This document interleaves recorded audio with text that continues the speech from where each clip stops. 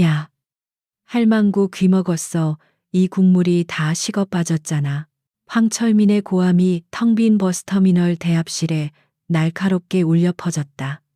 빗줄기가 거세게 터미널의 낡은 양철 지붕을 두드리는 소리마저 순간 멎는 듯했다. 그는 방금 들이켰던 어묵 국물 그릇을 탁자 위로 거칠게 내던졌다. 탁한 국물이 사방으로 튀었고 맞은편에 앉아있던 그의 부하들 옷깃에도 몇 방울이 묻었지만 아무도 감히 불평하지 못했다. 늦은 밤의 시외버스터미널은 세상의 모든 피로와 끝을 한데 모아놓은 듯한 공간이었다.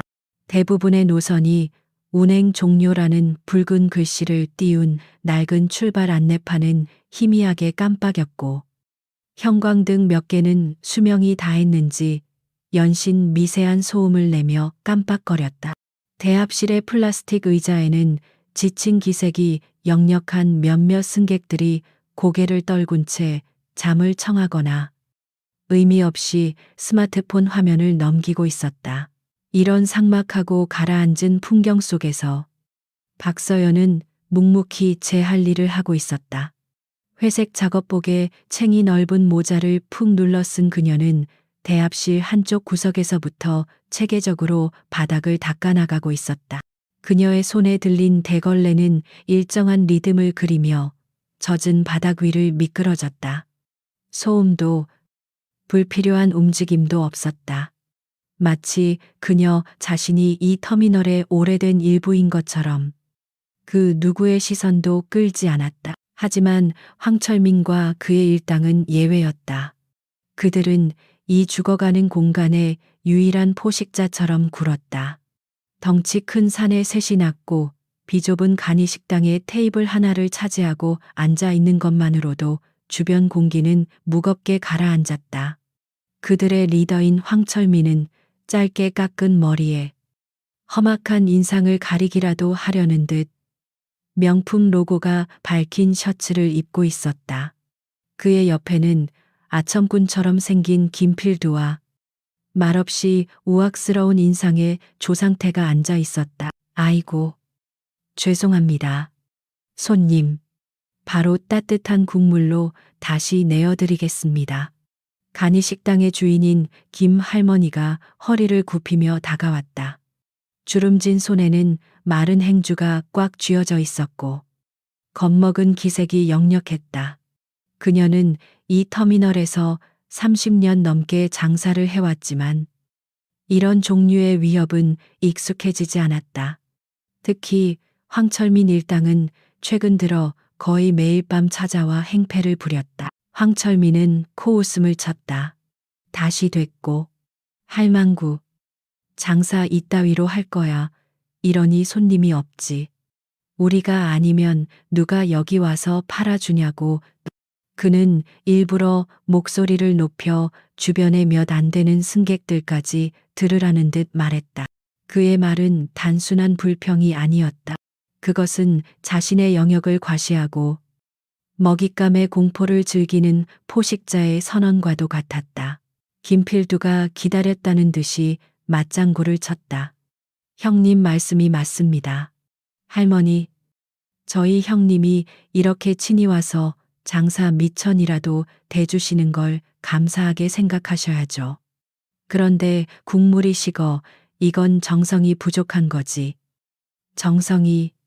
그는 낄낄거리며 테이블 위에 놓인 꼬치 하나를 집어들고는 맛없다는 듯이 바닥에 뱉었다. 그때까지 묵묵히 음식을 먹고 있던 조상태가 입을 열었다. 그의 목소리는 덩치만큼이나 굵고 위압적이었다. 시끄럽고 돈이나 내놔요. 오늘치. 그의 말에 김 할머니의 얼굴이 하얗게 질렸다. 보호비. 그들이 매일 밤 찾아오는 진짜 이유였다. 할머니의 작은 가게에서 나올 돈이 얼마나 된다고. 그들은 끈질기게 그녀를 괴롭혔다. 손님. 아직 마감 전이라 정산이 내일 아침에 드리면 안 될까요? 할머니의 목소리는 기어들어갈 듯 작았다. 하지만 그 작은 저항이 황철민의 심기를 제대로 건드렸다. 그는 자리에서 벌떡 일어났다. 그의 육중한 몸이 움직이자 낡은 테이블이 위태롭게 삐걱거렸다. 그는 할머니에게 성큼성큼 다가갔다. 박서연은 대걸레질을 멈췄다. 그녀는 여전히 그들에게 등을 돌리고 있었지만 대합실 창문에 비친 모습을 통해 모든 상황을 보고 있었다. 그녀의 귀는 빗소리와 형광등 소음 속에서도 그들의 대화, 할머니의 가쁜 숨소리, 황철민의 위협적인 발걸음 소리를 정확하게 포착하고 있었다. 그녀의 몸은 움직이지 않았지만 모든 감각은 팽팽하게 긴장되어 있었다. 그녀는 이 터미널에서 청소부로 일한 지 1년이 넘었다. 조용하고 누구의 주목도 받지 않으며 세상과 단절된 듯한 이 삶에 만족하려 했었다. 과거의 모든 것을 잊고 죽은 동료와의 약속을 지키기 위해 선택한 삶이었다. 평범하게 살겠다던 맹세. 하지만 그녀의 눈앞에서 벌어지는 일은 평범함의 범주를 넘어서고 있었다. 황철민은 김 할머니의 바로 코앞까지 다가가 그녀를 내려다보았다. 내일 지금 나랑 장난해. 늙으면 겁도 없어진다더니. 이 가게 오늘부로 문 닫고 싶어. 그의 입에서 풍기는 역한 술 냄새의 할머니는 얼굴을 찡그리며 뒷걸음질 쳤다. 그러나 그의 위협은 거기서 그치지 않았다. 그는 손을 뻗어 진열대에 위태롭게 쌓여있던 컵라면 탑을 밀어버렸다. 와르르. 수십 개의 컵라면이 바닥으로 폭포수처럼 쏟아졌다. 몇 개는 터져서 말라비틀어진 면발과 분말 스프가 사방으로 흩어졌다. 그것은 단순한 재산상의 손실이 아니었다. 할머니가 하루 종일 정성껏 쌓아 올린 작은 희망과 일상이 무너져 내리는 소리였다. 할머니는 무너진 라면 탑을 보며 망연자실한 표정을 지었다. 그녀의 눈에 눈물이 고였다. 주변 승객들은 이제 노골적으로 그 상황을 외면했다. 누군가는 이어폰 볼륨을 높였고 누군가는 자는 척 고개를 더 깊게 숙였다. 불의에 맞서는 것보다 자신의 안위를 지키는 것이 우선인 도시의 비정한 생존 법칙이 대합실의 차가운 공기 속에 흐르고 있었다. 그 누구도 할머니를 위해 나서지 않았다. 김필두와 조상태는 그 광경을 보며 재미있다는 듯이 낄낄거렸다. 그들에게 타인의 고통은 무료한 밤을 달래주는 유흥거리에 불과했다.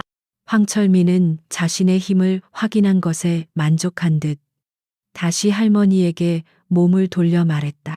자, 이제 돈 얘기마저 해볼까. 좋게 말할 때 꺼내는 게 좋을 거야. 할망구.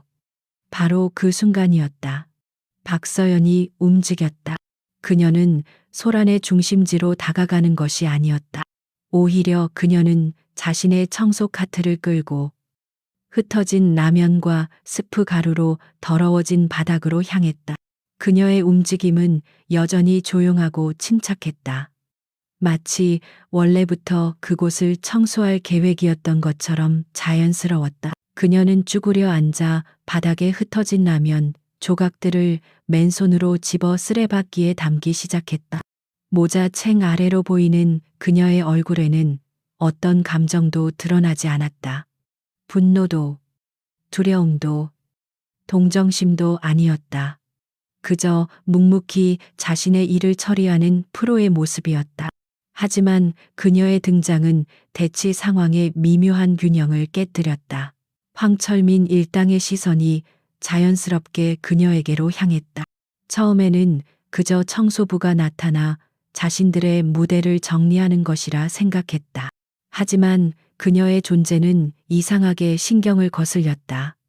이 긴박한 상황에 아랑곳하지 않는 그녀의 태연함. 모든 것을 지켜보고 있었으면서도 방금 나타난 듯한 그 무심함이 그들의 심기를 불편하게 만들었다. 김필두가 먼저 입을 열었다. 어이, 아줌마, 지금 청소할 때야. 눈치 없기는. 저리 안 비켜. 그는 발로 바닥에 라면 조각 하나를 툭 찼다.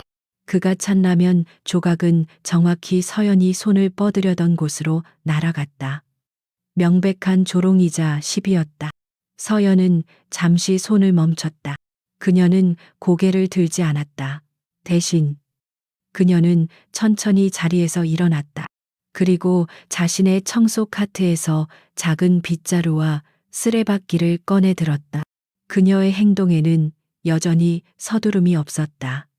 오히려 너무나도 차분해서 비현실적으로 느껴질 정도였다. 그녀는 김필두가 찾던 라면 조각을 포함하여 주변의 모든 이물질을 조용히 쓸어 담기 시작했다. 이러한 완전한 무시는 황철민의 자존심에 불을 붙였다. 그는 자신이 이 공간의 왕이라고 생각했다. 모든 사람이 자신을 두려워하고 자신의 말 한마디에 복종해야 했다. 그런데 저 보잘것없는 청소부 여자는 자신을 마치 투명인간처럼 혹은 터미널 바닥의 얼룩처럼 취급하고 있었다. 그는 김 할머니를 괴롭히는 것을 멈추고 서연에게로 방향을 틀었다. 야! 황철민이 불렀다. 서연은 대답하지 않았다. 너, 내가 말하는 거 안 들려. 그가 한 걸음 더 다가갔다. 그의 그림자가 서연의 몸을 완전히 뒤덮었다. 서연은 쓰레받기에 담긴 쓰레기를 카트의 쓰레기 봉투에 털어넣고 나서야 비로소 천천히 몸을 돌려 그를 마주했다. 처음으로 그녀의 얼굴이 제대로 드러났다. 화장기 없는 맨얼굴, 특별할 것 없는 이목구비. 하지만 이상하게도 그녀의 눈은 깊고 고요했다. 그 어떤 위협 앞에서도 흔들리지 않는 마치 깊이를 알 수 없는 호수 같은 눈이었다.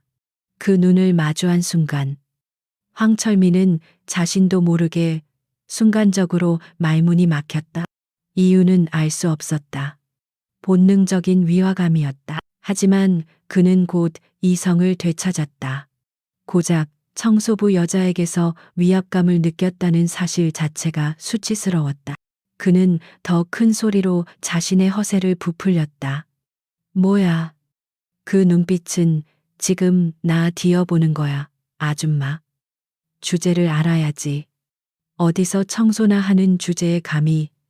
박서연은 입을 열지 않았다. 그녀는 그저 황철민을 그리고 그의 뒤에 서 있는 김필두와 조상태를 차례로 훑어보았다. 그것은 단순한 시선이 아니었다. 상대를 분석하고 약점을 파악하고 위협 수준을 가늠하는 훈련된 자의 시선이었다. 그녀의 뇌는 자동으로 정보를 처리하고 있었다.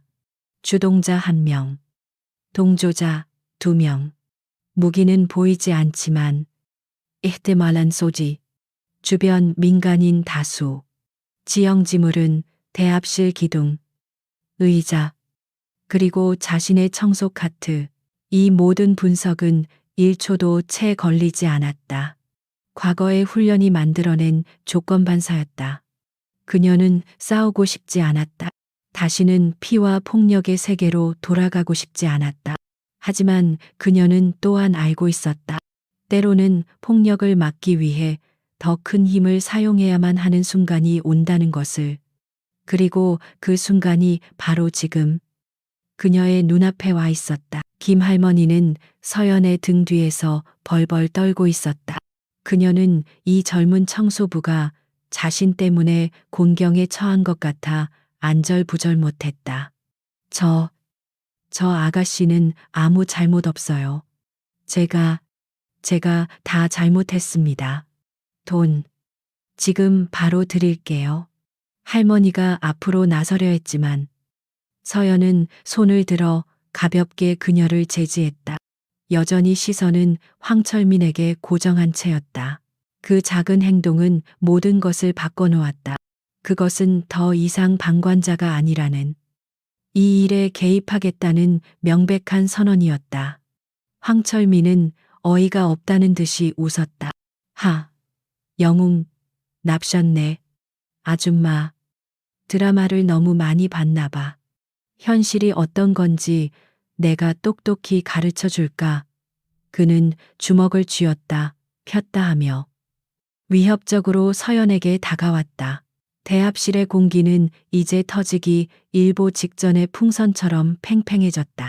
몇몇 승객은 슬그머니 짐을 챙겨 출입구 쪽으로 자리를 옮기기 시작했다. 비극을 외면하는 것을 넘어 이제는 그 현장에서 벗어나고 싶어 했다. 오직 김 할머니만이 그 자리에 남아 두 손을 모으고 기도를 할 뿐이었다. 박서연은 깊게 숨을 들이마셨다. 비 냄새와 소독약 냄새, 그리고 먼지 냄새가 섞여 들어왔다. 이곳은 그녀가 선택한 평온의 공간이었다. 하지만 오늘 밤 그 평온은 불청객들에 의해 산산조각 났다. 그녀는 다시 한번 죽은 동료의 마지막 말을 떠올렸다. 평범하게 살아. 과연 이것이 평범함의 일부일까? 불의를 보고도 눈을 감는 것. 약자가 짓밟히는 것을 외면하는 것. 아니, 그녀는 결론을 내렸다. 진정한 평범함이란 자신의 소중한 일상을 지키기 위해 때로는 싸워야 하는 것까지 포함하는 것이다. 그녀의 고요했던 눈빛에 아주 미세하지만 단단한 결의가 깃들기 시작했다. 그것은 맹수가 사냥을 시작하기 직전에 보여주는 그런 종류의 변화였다. 황철민은 그 변화를 감지하지 못했다. 그는 눈앞의 여자를 여전히 만만하고 나약하며 자신들의 유흥을 위한 새로운 장난감 정도로만 여기고 있었다. 그는 자신의 인생에서 가장 큰 실수를 저지르기 직전이었다. 그는 버스터미널의 이름 없는 청소부를 건드렸다. 하지만 그가 정말로 건드린 것은 대한민국 최정예의 특수부대가 빚어낸 인간병기에 잠들어 있던 스위치였다. 밤의 장막 아래 폭풍 전의 고요가 터미널을 감쌌다. 황철민의 험악한 시선이 박서연에게 온전히 꽂혔다. 그는 자신의 위협적인 존재감 앞에서 조금도 위축되지 않는 저 여자의 무심한 눈빛이 도무지 이해가 되지 않았다. 그는 이 구역의 지배자였다. 그의 말 한마디, 눈빛 하나에 사람들은 겁을 먹고 고개를 숙여야 했다. 그런데 저 여자는 마치 길가의 돌멩이를 보듯 자신을 바라보고 있었다. 아줌마, 내가 지금 좋게 말하고 있잖아. 상관없는 일에 끼어들지 말고 꺼지라고. 황철민이 한 걸음 더 다가서며 말했다. 그의 거대한 몸이 서연의 바로 앞에 그늘을 들이웠다. 그는 일부러 몸을 기울여 위에서 아래로 내려다보는 구도를 만들었다. 상대에게 심리적 압박감을 주기 위해 그가 늘 사용하던 방식이었다. 하지만 박서연은 미동도 하지 않았다. 그녀는 황철민의 협박을 듣고 있는 것인지 아닌지 알 수 없는 표정으로 시선을 돌려 바닥에 엎질러진 라면과 국물 자국을 바라보았다. 그리고는 다시 청소 카트로 몸을 돌려 이번에는 마른 대걸레를 꺼내 들었다. 그녀의 모든 행동은 주변의 험악한 분위기와는 전혀 어울리지 않게 침착하고 체계적이었다. 이러한 철저한 모시는 황철민에게 모욕 그 자체였다. 그는 자신의 분노를 더 이상 억누르지 못했다. 그는 옆에 있던 식당 테이블을 발로 찼다. 쾅하는 굉음과 함께 테이블 위에 남아있던 그릇과 컵들이 바닥으로 떨어지며 요란한 소리를 내고 깨졌다. 날카로운 유리 파편이 사방으로 튀었다. 아이고, 김할머니가 비명을 질렀다. 유리 조각 하나가 할머니의 발치 바로 앞에 떨어져 밝혔다. 놀란 할머니는 휘청거리며 뒤로 물러섰다. 이제 상황은 단순한 행패를 넘어 명백한 폭력의 영역으로 접어들고 있었다. 대합실에 남아있던 마지막 승객 한 명이 겁에 질려 황급히 짐을 챙겨 터미널 밖으로 뛰쳐나갔다. 바로 그때 박서연이 다시 움직였다. 그녀는 깨진 유리 조각들이 흩어져 있는 곳으로 다가갔다. 그리고는 김 할머니를 자신의 등 뒤로 가볍게 밀어 보호하고는 황철민을 향해 처음으로 입을 열었다. 그녀의 목소리는 낮고 차분했지만 이상하게도 터미널 전체에 선명하게 울렸다. 손님. 그 한마디에 황철민의 움직임이 멈칫했다. 뭐야, 그가 되물었다. 서연은 고개를 숙여 바닥의 유리 조각을 바라보며 말했다. 젖은 바닥의 유리 파편은 위험합니다. 다른 사람들이 다칠 수 있습니다. 그녀의 말에는 어떤 감정도 실려 있지 않았다. 그것은 비난도 경고도 아니었다. 그저 사실을 전달하는 사무적인 톤이었다. 이 비현실적인 침착함에 황철민 일당은 잠시 할 말을 잃었다. 자신들이 만들어낸 공포와 폭력의 무대 위에서 주인공이어야 할 자신들이 아니라 저 청소부가 오히려 상황을 주도하는 듯한 기묘한 느낌을 받았다. 아첨꾼 김필두가 먼저 정신을 차리고 비웃음을 터뜨렸다. 크하하 형님. 이 아줌마 진짜 웃기지 않습니까? 지금 우리 걱정해 주는 겁니까? 아니면 터미널 바닥 걱정하는 겁니까? 그가 과장되게 웃으며 분위기를 띄우려 했다. 조상태 역시 피식 웃으며 서연을 위아래로 훑어보았다. 그냥 청소나 할 것이지. 말이 많네. 황철민은 다시 자존심을 회복했다. 그래. 저 여자는 그냥 이상한 청소부일 뿐이다. 아줌마. 마지막 경고야. 그 대걸레 들고 조용히 사라져. 그럼 저 할망구만 손보고 끝내줄 테니까. 그는 마치 큰 자비를 베푸는 듯한 말투로 말했다. 그것은 서연에게 선택권을 주는 척하며 그녀를 이 상황에서 분리시키려는 의도였다. 박서연은 대답 대신 행동을 택했다. 그녀는 청소 카트에서 두꺼운 작업용 장갑을 꺼내 꼈다. 그리고 쭈그려 앉아 바닥의 큰 유리 조각들을 하나씩 맨손으로 줍기 시작했다. 그녀의 행동은 황철민의 제안에 대한 명백한 거절이었다. 그녀는 이 상황을 떠날 생각이 없었다. 이제 분노는 황철민의 머리끝까지 차올랐다.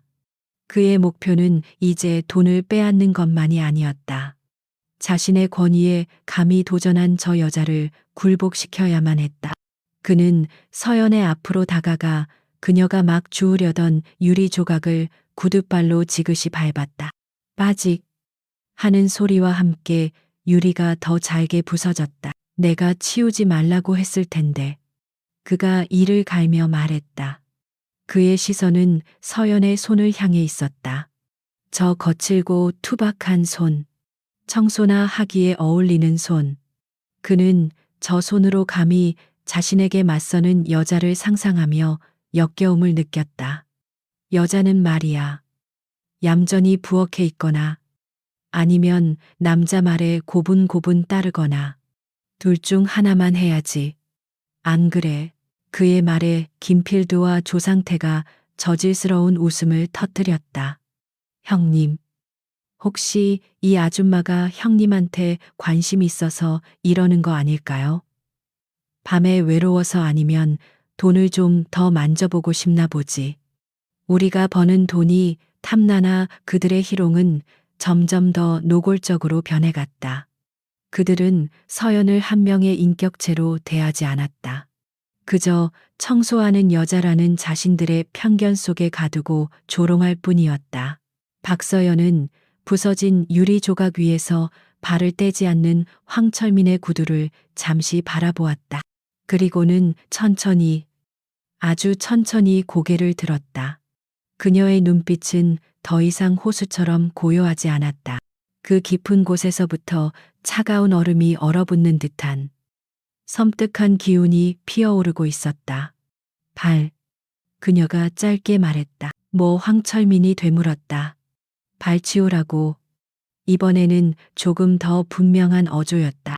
목소리는 여전히 낮았지만 그 안에는 감히 거역할 수 없는 무게감이 실려 있었다. 그것은 명령이었다. 황철민은 자신의 귀를 의심했다. 감히 일개 청소부가 자신에게 이 미친년이 진짜. 그는 서연을 겁주기 위해 발을 들어 올렸다. 그녀를 밟아버리기라도 할 것처럼 위협적인 동작이었다. 하지만 바로 그 순간 서연의 몸이 미세하게 움직였다. 그녀는 여전히 쭈그려 앉은 자세였지만 무게중심이 살짝 뒤로 이동하며 언제든 튀어나갈 수 있는 용수철처럼 몸을 압축시켰다. 전투에 임하기 직전에 완벽한 준비 자세였다. 물론 황철민과 그의 부하들은 그 미세한 변화를 알아챌 리 없었다. 그들의 눈에는 서연이 겁을 먹고 몸을 움츠린 것처럼 보였을 뿐이다. 이제야 좀 무서운가 보네. 하지만 어쩌나 이미 늦었는데. 황철민은 비열하게 웃으며 서연의 어깨를 밀치기 위해 손을 뻗었다. 서연의 머릿속에서는 수많은 생각들이 스쳐 지나갔다. 동료의 유언, 평범한 삶에 대한 약속. 하지만 눈앞의 현실은 그 모든 것을 비웃고 있었다. 저들은 약한 할머니를 착취하고 폭력을 휘두르며 자신을 성적으로 희롱하고 인격을 모독했다. 선을 넘어도 한참 넘었다. 그녀는 군 시절을 떠올렸다. 707 특임단, 백호부대. 그곳에서 그녀는 자신을 죽이고 다시 태어났다. 교관들은 항상 말했다. 우리는 국가가 허락한 살인병기다. 하지만 우리의 힘은 오직 국가와 국민을 지키기 위해서만 존재한다. 지금 그녀의 눈앞에 있는 김 할머니는 그녀가 지켜야 할 국민이 아닌가. 이 터미널의 안전은 그녀가 지켜야 할 질서가 아닌가. 그녀는 더 이상 망설이지 않았다. 그녀가 이곳에서 청소부로 일하는 것은 과거를 숨기기 위함이지 자신의 신념까지 버리기 위함은 아니었다. 그녀의 임무는 바닥의 오물을 치우는 것이다. 그리고 지금 그녀의 눈앞에는 터미널 바닥의 더러운 얼룩보다 더 추악하고 역겨운 인간 오물들이 있었다. 청소할 시간이었다. 황철민의 손이 그녀의 어깨에 닿기 직전 서연은 줍고 있던 유리 조각을 손 안에 단단히 움켜쥐었다. 날카로운 파편이 장갑을 뚫고 그녀의 손바닥을 파고드는 감각이 느껴졌다. 하지만 그녀는 고통을 느끼지 못했다. 오히려 그 예리한 통증이 그녀의 잠들어 있던 투지를 깨우는 기폭제가 되었다. 그녀의 몸이 반응하기 시작했다. 수년간의 훈련으로 다져진 근육들이 미세하게 수축하고 혈류가 빨라졌다. 그녀의 동공이 순간적으로 확장되며 주변의 모든 정보를 빨아들였다.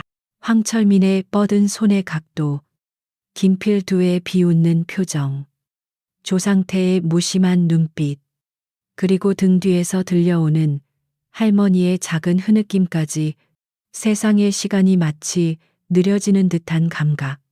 극한의 집중 상태였다. 아줌마, 왜 말이 없어? 재미없게. 김필두가 깐족거렸다. 그는 곧 벌어질 일을 전혀 예상하지 못한 채 이 상황을 즐기고 있었다. 그가 보기에 이것은 아주 간단한 그림이었다. 힘센 남자 셋과 약한 여자 하나. 결과는 이미 정해져 있었다. 그는 곧 저 여자가 울며 빌게 될 것이라고 확신했다. 하지만 그들이 마주하고 있는 것은 약한 여자가 아니었다. 그들은 자신들이 사냥하고 있다고 믿었지만 실은 거대한 맹수의 잠을 깨운 어리석은 사냥개들에 불과했다. 그리고 이제 그 맹수는 눈을 뜨고 있었다. 조용했던 터미널의 밤은 이제 곧 한 여자의 분노와 세 남자의 비명으로 채워질 운명이었다. 그 서막이 바로 지금 오르고 있었다. 황철민의 손이 박서연의 어깨를 향해 뻗어 나왔다. 그의 얼굴에는 상대를 완전히 얕보는 자의 비열한 미소가 걸려 있었다. 그는 자신의 완력에 자신이 있었다. 이 정도 덩치의 남자가 작정하고 밀치면 저 가냘퍼 보이는 여자는 분명 종이장처럼 나가 떨어질 터였다. 그는 그녀가 바닥에 나뒹굴고 아픔과 수치심에 우는 모습을 상상했다. 그의 손바닥이 서연의 작업복 어깨 부분에 정확히 닿았다. 거칠고 두툼한 천의 감촉이 느껴졌다. 황철민은 온몸에 체중을 실어 힘껏 그녀를 밀었다. 그의 팔 근육이 단단하게 솟아올랐다. 이 정도 힘이면 건장한 남자라도 몇 걸음 비틀거릴 정도의 위력이었다. 그의 부하들은 이미 다음 조롱거리를 준비하며 낄낄거리고 있었다. 하지만 아무 일도 일어나지 않았다. 황철민은 자신의 손바닥 아래에서 믿을 수 없는 감각을 느꼈다. 그것은 사람의 어깨가 아니었다. 마치 땅속 깊이 뿌리내린 거대한 바위를 미는 듯한 꿈쩍도 하지 않는 견고함이었다. 그가 가한 모든 힘이 그녀의 몸으로 빨려 들어가 흔적도 없이 사라지는 듯했다. 반동으로 인해 오히려 그의 몸이 살짝 휘청거렸다. 황철민의 입에서 자신도 모르게 탄식이 흘러나왔다. 그의 미소는 얼굴에 그대로 얼어붙었다. 그는 당황하여 다시 한번 힘을 주어 밀어보았지만 결과는 마찬가지였다. 박서연은 그 자리에 못 박힌 듯 서 있었다.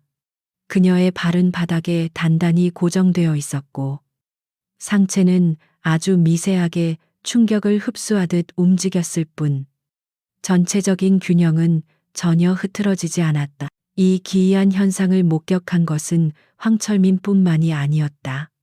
그의 뒤에서 낄낄거리던 김필두와 조상태의 웃음소리가 멎었다. 그들은 눈을 비볐다. 분명히 형님이 제대로 밀었는데 저 여자는 왜 넘어지지 않는 거지?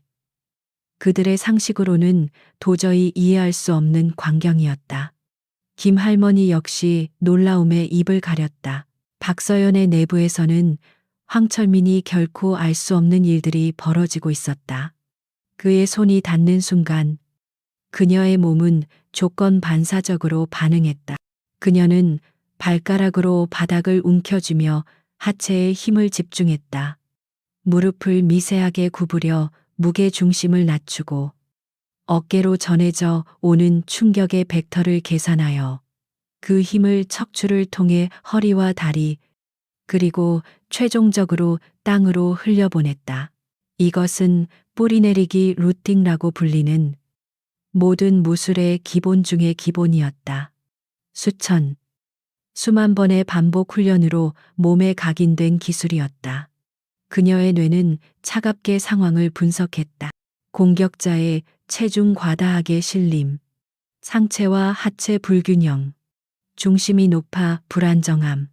그녀가 마음만 먹는다면 지금 이 상태에서 가벼운 손기술 하나만으로도 저 거구를 바닥에 매다 꽂을 수 있었다. 하지만 그녀는 아직 움직이지 않았다. 마지막으로 기회를 주는 것이었다. 이성을 되찾고 여기서 멈출 기회. 그녀의 눈빛은 경고의 메시지를 담고 있었다. 그만둬. 더 이상 선을 넘지 마. 하지만 자존심의 상처를 입고 당혹감에 빠진 황철민은 그 경고를 잊지 못했다. 아니, 읽으려 하지 않았다. 그는 자신의 실패를 인정할 수 없었다. 이 보잘것없는 여자가 자신을 우롱했다고 생각했다. 인연이 그는 분노에 찬 고함을 내질렀다. 그의 얼굴은 시뻘겋게 달아올랐다. 그는 밀치는 것이 통하지 않자 더 직접적이고 모욕적인 방법을 택했다. 그는 서연의 멱살을 잡기 위해 다시 손을 뻗었다. 그의 손가락이 그녀의 작업복 옷깃을 움켜쥐는 순간 대합실의 공기가 변했다. 이전까지 서연이 보여주었던 수동적인 방어와는 차원이 다른 날카롭고 공격적인 기운이 그녀의 몸에서 뿜어져 나오기 시작했다. 그것은 마치 오랫동안 잠자던 맹수의 눈꺼풀이 마침내 들어 올려지는 것과 같은 근원적인 변화였다. 서연의 고요했던 눈빛에 살기가 어렸다. 더 이상 분석이나 경고의 눈빛이 아니었다. 적을 눈앞에 둔 전사의 눈빛이었다. 그녀의 호흡은 미세하게 변했다. 짧고 거친 호흡이 아니라 오히려 더 깊고 길어졌다. 전투 직전 신체 능력을 최대로 끌어올리기 위한 전투 호흡이었다. 황철민은 본능적으로 위험을 감지했다. 손에 잡힌 옷깃 너머로 느껴지는 그녀의 몸이 이전과는 다르다는 것을 느꼈다. 이전이 바위 같았다면 지금은 언제 터질지 모르는 폭탄 같았다. 그의 손등에 소름이 돋았다. 하지만 이미 손을 뻗은 후였다. 자존심 때문에라도 물러설 수 없었다. 내가 누군지 알고 깝치는 거야. 그는 허세를 부리며 그녀의 멱살을 잡아 흔들려 했다. 바로 그 순간이었다. 박서연이 움직였다. 그녀의 움직임은 눈으로 따라가기 힘들 정도로 빨랐다. 그녀는 자신의 옷깃을 잡고 있는 황철민의 손목을 다른 손으로 가볍게 감싸 쥐었다. 그녀의 손아귀 힘은 강하지 않았다. 오히려 부드럽게 느껴질 정도였다. 하지만 황철민은 자신의 손목이 마치 강철 바이스에 물린 것처럼 옴짝달싹할 수 없다는 것을 깨달았다. 서연은 그의 손목을 잡은 채로 천천히, 아주 천천히 자리에서 일어났다. 그녀가 일어서자 죽으려 앉아 있을 때는 보이지 않던 그녀의 온전한 모습이 드러났다.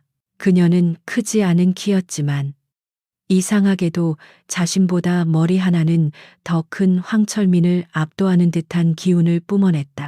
그녀는 황철민의 눈을 똑바로 바라보며 나지막이 말했다. 마지막 경고였다. 그녀의 목소리는 얼음장처럼 차가웠다. 황철민은 공포를 느꼈다. 하지만 공포보다 더 큰 것은 굴욕감이었다. 부하들이 보고 있었다. 할망구도 보고 있었다. 여기서 밀리면 끝장이었다. 그는 남은 한 손으로 주먹을 쥐어 서연의 얼굴을 향해 휘둘렀다. 닥쳐. 이 미친년아. 그의 주먹이 바람을 가르는 소리를 내며 날아갔다. 하지만 그 주먹은 서연에게 닿지 못했다. 서연은 고개를 살짝 기울이는 것만으로 그의 주먹을 피했다. 동시에 그녀는 황철민의 손목을 잡고 있던 손에 힘을 주어 비틀었다. 단순한 비틀기가 아니었다. 인체의 관절과 신경이 가장 취약한 각도를 정확히 노린 정교하고 치명적인 기술이었다. 크악. 황철민의 입에서 비명이 터져 나왔다. 그의 손목에서 뼈가 어긋나는 듯한 끔찍한 고통이 느껴졌다. 그의 몸에서 힘이 빠져나가며 그가 휘둘렀던 주먹은 허공에서 힘없이 멈췄다. 서연은 거기서 멈추지 않았다. 그녀는 그의 손목을 비튼 채로 그의 팔을 앞으로 당겼다. 중심을 잃은 황철민의 거대한 몸이 속절없이 그녀에게로 끌려왔다. 서연은 끌려오는 그의 어깨 밑으로 자신의 어깨를 집어넣으며 몸을 낮췄다. 완벽한 업어치기 자세였다.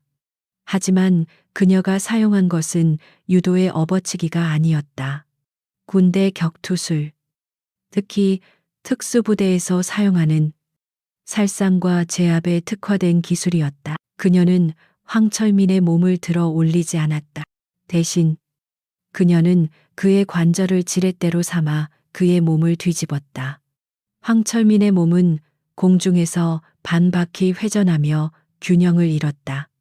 그리고 그의 육중한 몸은 그가 조금 전까지만 해도 경멸하고 무시했던 더럽고 차가운 터미널 바닥으로 처박혔다.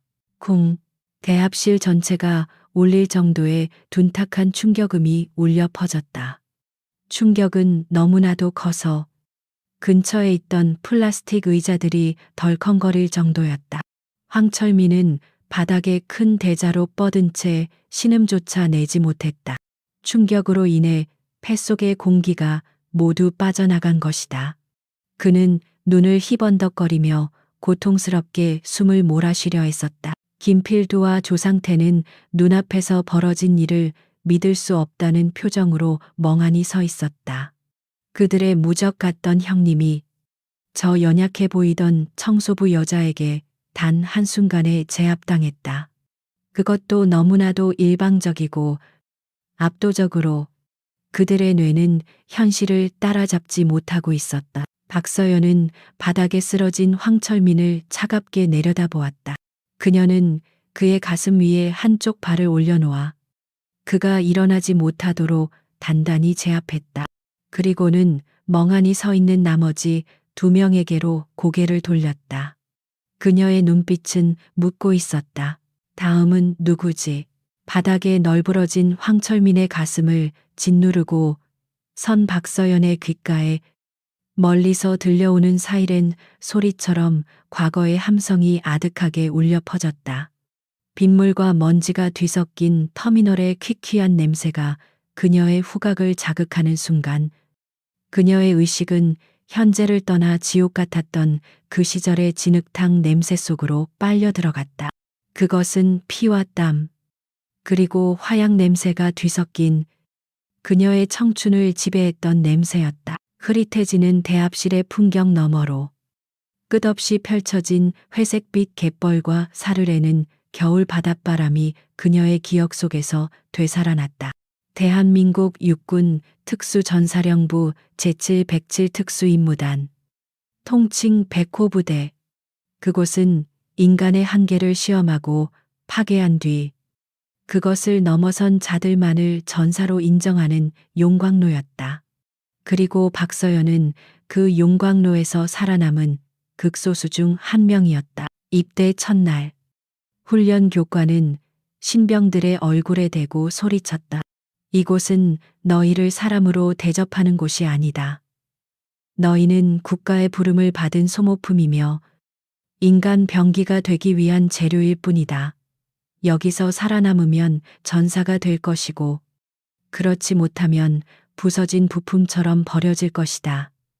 그의 말에는 한치의 과장도 없었다. 지옥주 헬윅 훈련. 일주일 동안 잠을 재우지 않고 극한의 육체적, 정신적 고통을 가하는 그 훈련에서 수많은 동기들이 쓰러져 나갔다.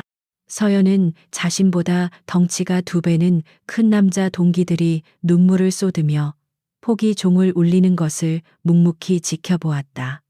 그녀 역시 한계에 부딪혔다. 무거운 고무보트를 머리에 이고 차가운 겨울 바다를 건널 때 온몸의 근육이 비명을 질렀고 폐는 터질 것 같았다. 정신은 혼미해져 지금이 낮인지 밤인지 자신이 누구인지조차 잊어버릴 지경이었다. 하지만 그녀는 포기하지 않았다. 그녀의 머릿속에는 오직 하나의 생각뿐이었다. 나는 여기서 죽을 수 없다. 그녀는 이를 악물고 자신을 둘러싼 고통을 마치 외부의 소음처럼 차단하는 법을 터득했다. 고통에 집중하는 대신 자신의 호흡과 심장 박동, 근육의 움직임 하나하나에 정신을 집중했다. 그것은 그녀만이 가진 생존 본능이자 재능이었다. 그녀는 자신의 몸을 단순한 육체가 아닌 정밀하게 제어해야 할 기계로 인식하기 시작했다. 그녀의 작은 체구는 훈련 내내 약점으로 지적받았다. 힘과 체력을 요구하는 훈련에서 그녀는 늘 남들보다 뒤처졌다. 하지만 그녀는 약점을 자신만의 방식으로 극복했다. 완전 무장 구보에서 그녀는 남들처럼 무작정 뛰는 대신 자신의 보폭과 호흡 주기를 계산하여 가장 효율적인 페이스를 유지했다.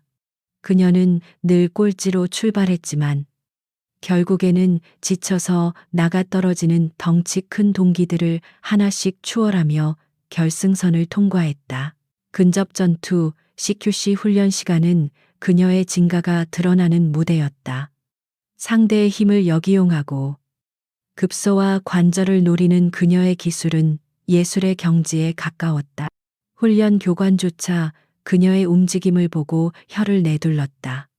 박서연 중사, 너의 움직임에는 군더더기가 없다.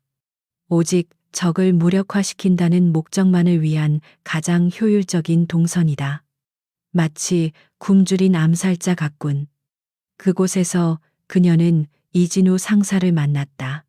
그는 부대 내에서도 손꼽히는 에이스였고 서연보다 두 기수 선배였다. 덩치는 산만했지만 얼굴에는 늘 장난기 어린 미소가 걸려 있는 사람이었다. 그는 유일하게 서연을 여자가 아닌 전우로 대했다. 그는 힘에서 밀리는 서연에게 자신만의 생존 기술을 알려주었다. 서연아, 힘으로 저놈들을 이기려고 하면 넌 평생 못 이겨. 하지만 전투는 힘으로만 하는 게 아니야. 봐. 저놈은 주먹을 날릴 때 어깨가 먼저 들리지. 그럼 다음 공격은 안면 스트레이트라는 신호야. 저놈은 발을 내디딜 때 중심이 살짝 왼쪽으로 쏠리는군. 그럼 측면 공격에 취약하다는 뜻이지.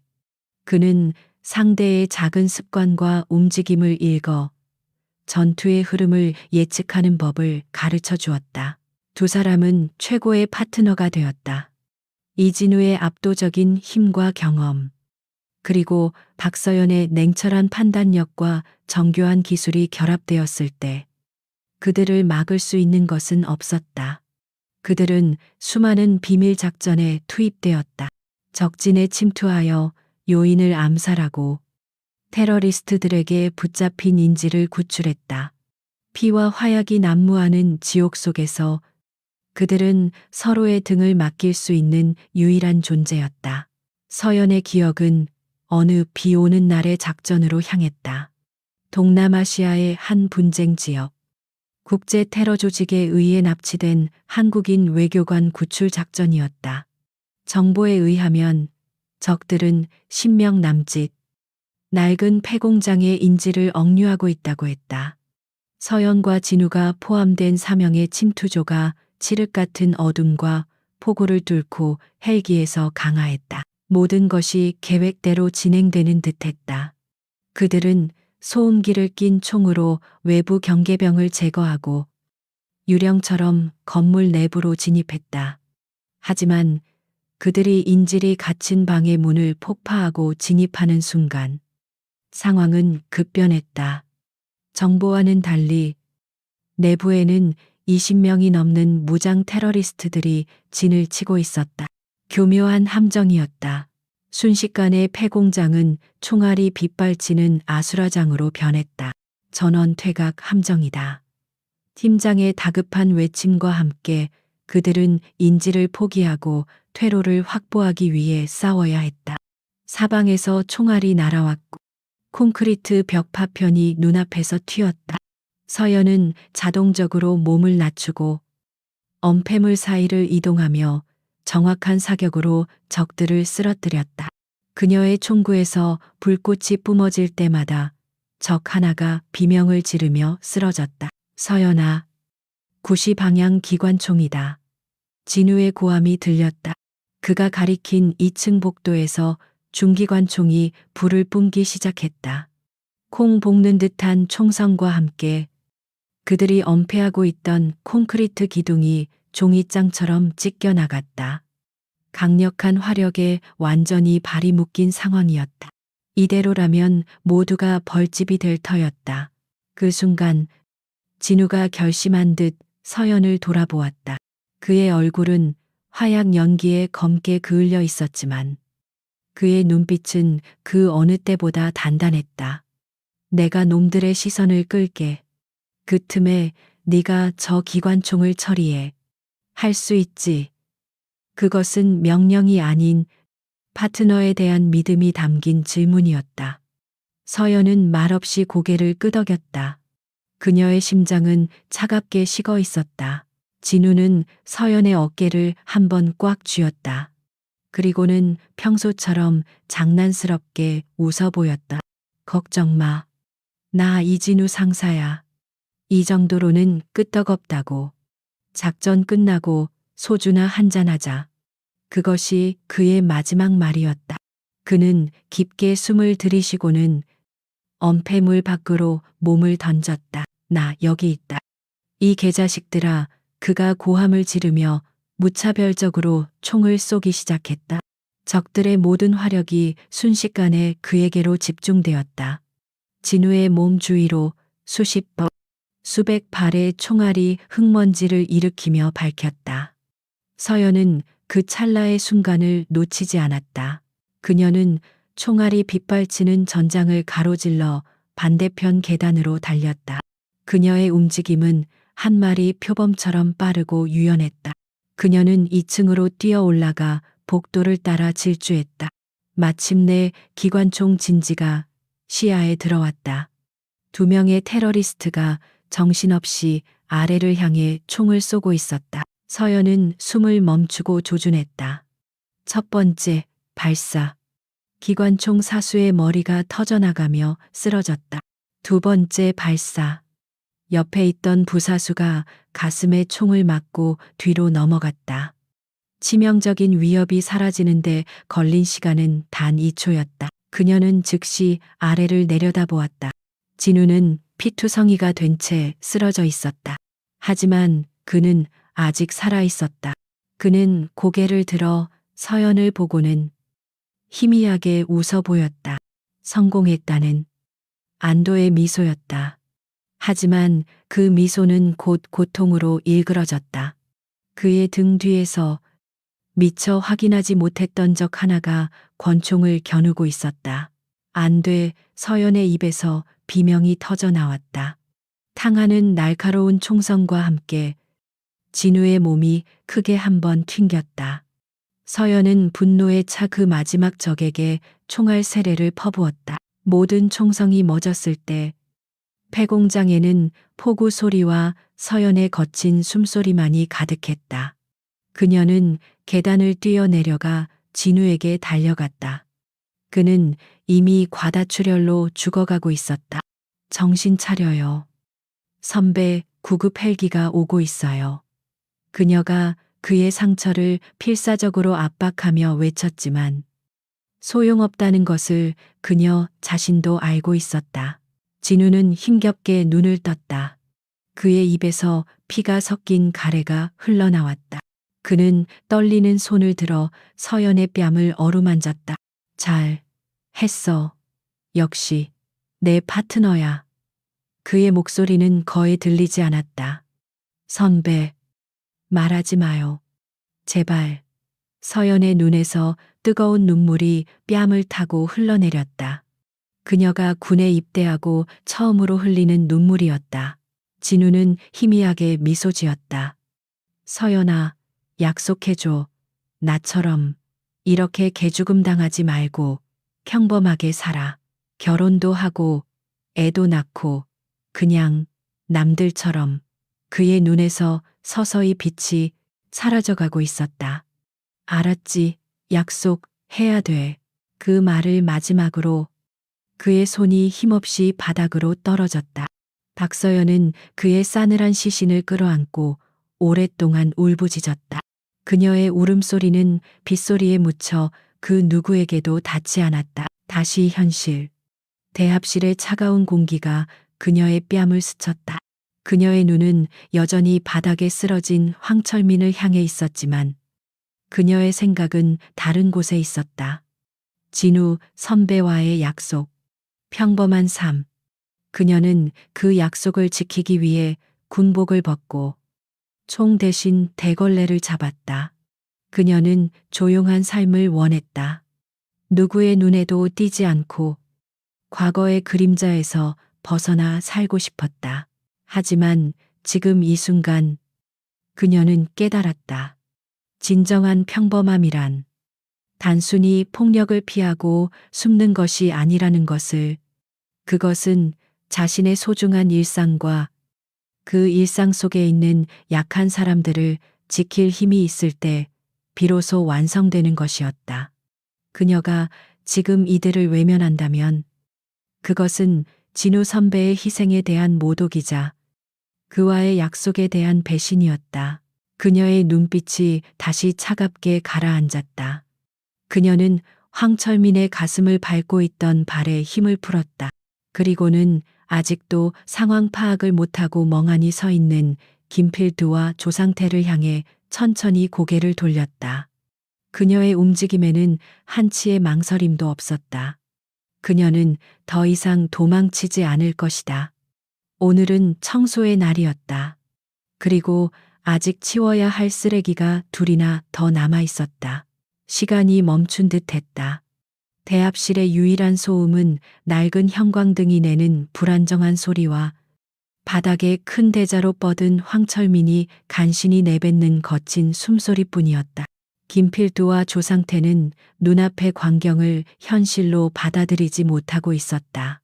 방금 전까지 터미널의 왕처럼 군림하던 그들의 형님이 저 보잘것없는 청소부 여자의 발 아래에 벌레처럼 쓰러져 있다.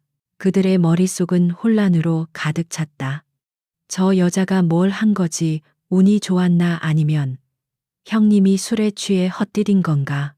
그들은 자신들이 목격한 눈으로 따라갈 수도 없었던 빠르고 정교한 움직임을 애써 부정하려 했다. 그래야만 했다. 그렇지 않으면 자신들이 지금 맞서고 있는 존재가 상식 밖의 무언가라는 사실을 인정해야만 했기 때문이다. 정적을 깬 것은 김필두였다. 그의 목소리는 분노와 두려움이 뒤섞여 미세하게 떨리고 있었다. 너, 이 미친년아, 우리 형님한테 무슨 짓을 한 거야? 그는 허세를 부리듯 소리쳤지만 한 걸음도 앞으로 나아가지 못했다. 박서연의 차가운 시선이 그의 발을 바닥에 얼어붙게 만들었다. 반면 조상태의 반응은 달랐다. 그는 원래 말이 없는 성격이었다. 복잡하게 생각하는 대신 그는 언제나 폭력으로 문제를 해결해왔다. 그의 눈에 비친 박서연은 더 이상 여자가 아니었다. 자신들의 형님을 쓰러뜨린 적이었다. 그는 천천히 품 안으로 손을 집어넣었다. 그의 손이 다시 나왔을 때 그곳에는 번뜩이는 칼날을 가진 접이식 나이프가 들려 있었다. 칼은 박서연이 나지막이 읊조렸다. 그녀의 목소리는 너무나도 평온해서 오히려 소름이 돋을 정도였다. 좋은 선택이 아니야. 그녀는 쓰러진 황철민의 가슴에서 발을 떼고 천천히 몸을 돌려 두 사람을 정면으로 마주했다. 그녀의 자세는 더없이 자연스러웠지만 그 안에는 단 하나의 빈틈도 존재하지 않았다. 언제 어느 방향에서 공격이 들어와도 즉각 반응할 수 있는 완벽한 균형 상태였다. 그 경고는 조상태의 공격성에 불을 붙였다. 그는 짐승 같은 함성을 지르며 박서연을 향해 돌진했다. 그의 움직임은 직선적이고 저돌적이었다. 그는 나이프를 쥔 손을 앞으로 뻗어 그녀의 복부를 찌를 기세였다. 일반적인 싸움이라면 피하기 힘든 위협적인 공격이었다. 김필두는 조상태의 공격을 보며 다시 희망을 가졌다. 그래, 칼 앞에서는 장사 없지. 하지만 박서연의 눈에 비친 조상태의 공격은 너무나도 뻔하고 허점투성이었다. 그녀는 그의 어깨 움직임, 발의 각도, 시선의 방향을 통해 그의 공격 경로를 이미 완벽하게 예측하고 있었다. 그녀는 조상태가 두 걸음 정도 거리를 좁혔을 때까지 미동도 하지 않았다. 마치 겁을 먹고 굳어버린 것처럼 보였다. 조상태의 칼끝이 그녀의 작업복에 닿기 직전 바로 그 찰나의 순간에 박서연이 움직였다. 그녀는 앞으로 나아가는 대신 왼쪽으로 반보 비켜서는 동시에 몸을 시계 방향으로 회전시켰다. 그것은 공격을 피하기 위한 최소한의 움직임이었다. 그녀의 몸이 사라지자 조상태의 칼은 허공을 갈랐고 그는 달려오던 기세를 이기지 못해 앞으로 휘청거렸다. 바로 그 빈틈을 박서연은 놓치지 않았다. 그녀는 회전하던 몸의 원심력을 이용해 그녀는 자신의 오른손을 채찍처럼 휘둘렀다. 그녀의 손날이 조상태의 나이프를 쥔 손목 안쪽, 신경 다발이 밀집된 급소를 정확하게 가격했다. 탁 하는 살과 뼈가 부딪히는 날카로운 소리가 울렸다. 그 조상태의 입에서 고통에 찬 신음이 터져 나왔다. 그의 손목에 마치 전기가 흐르는 듯한 극심한 통증이 퍼졌다. 손에 힘이 빠지면서 그가 굳게 쥐고 있던 나이프가 바닥으로 떨어졌다. 쨍그랑하는 금속성 소리가 대합실의 정적을 다시 한번 깨뜨렸다. 하지만 서연의 공격은 거기서 끝나지 않았다. 그것은 단지 시작에 불과했다. 그녀는 상대가 고통으로 자세를 회복하기 전에 흐르는 물처럼 다음 동작으로 이어갔다. 그녀는 앞으로 한 걸음 파고들며 조상태의 등 뒤를 점했다. 그리고 그의 마비된 오른팔을 낚아채 자신의 몸 쪽으로 잡아당기는 동시에 그의 팔꿈치 관절을 아래에서 위로 꺾어 올렸다. 인체의 운동 범위를 역행하는 잔혹할 정도로 정교한 관절 기술이었다. 조상태는 자신의 팔이 뽑혀 나가는 듯한 고통에 비명을 지르려 했지만 목소리가 나오지 않았다. 서연의 다른 쪽 손이 이미 그의 목덜미를 강하게 압박하며 그의 호흡을 제어하고 있었기 때문이다. 몸부림치지 마. 어깨 관절이 완전히 파열될 수 있어. 서연이 그의 귓가에 얼음처럼 차가운 목소리로 속삭였다. 그녀의 목소리에는 감정이 없었다. 마치 의사가 환자의 상태를 설명하는 듯한 지극히 사무적인 어조였다. 그 어조가 조상태에게 육체적 고통보다 더 큰 공포를 안겨주었다. 그는 자신이 인간이 아닌 실험대 위의 개구리 취급을 받고 있다는 느낌을 받았다. 서연은 저항을 포기한 조상태의 팔을 풀어주는 대신 그를 바닥으로 끌어내렸다. 그녀는 그의 무릎 뒤쪽 오금에 자신의 발을 걸어 가볍게 차는 것으로 그의 하체 균형을 무너뜨렸다.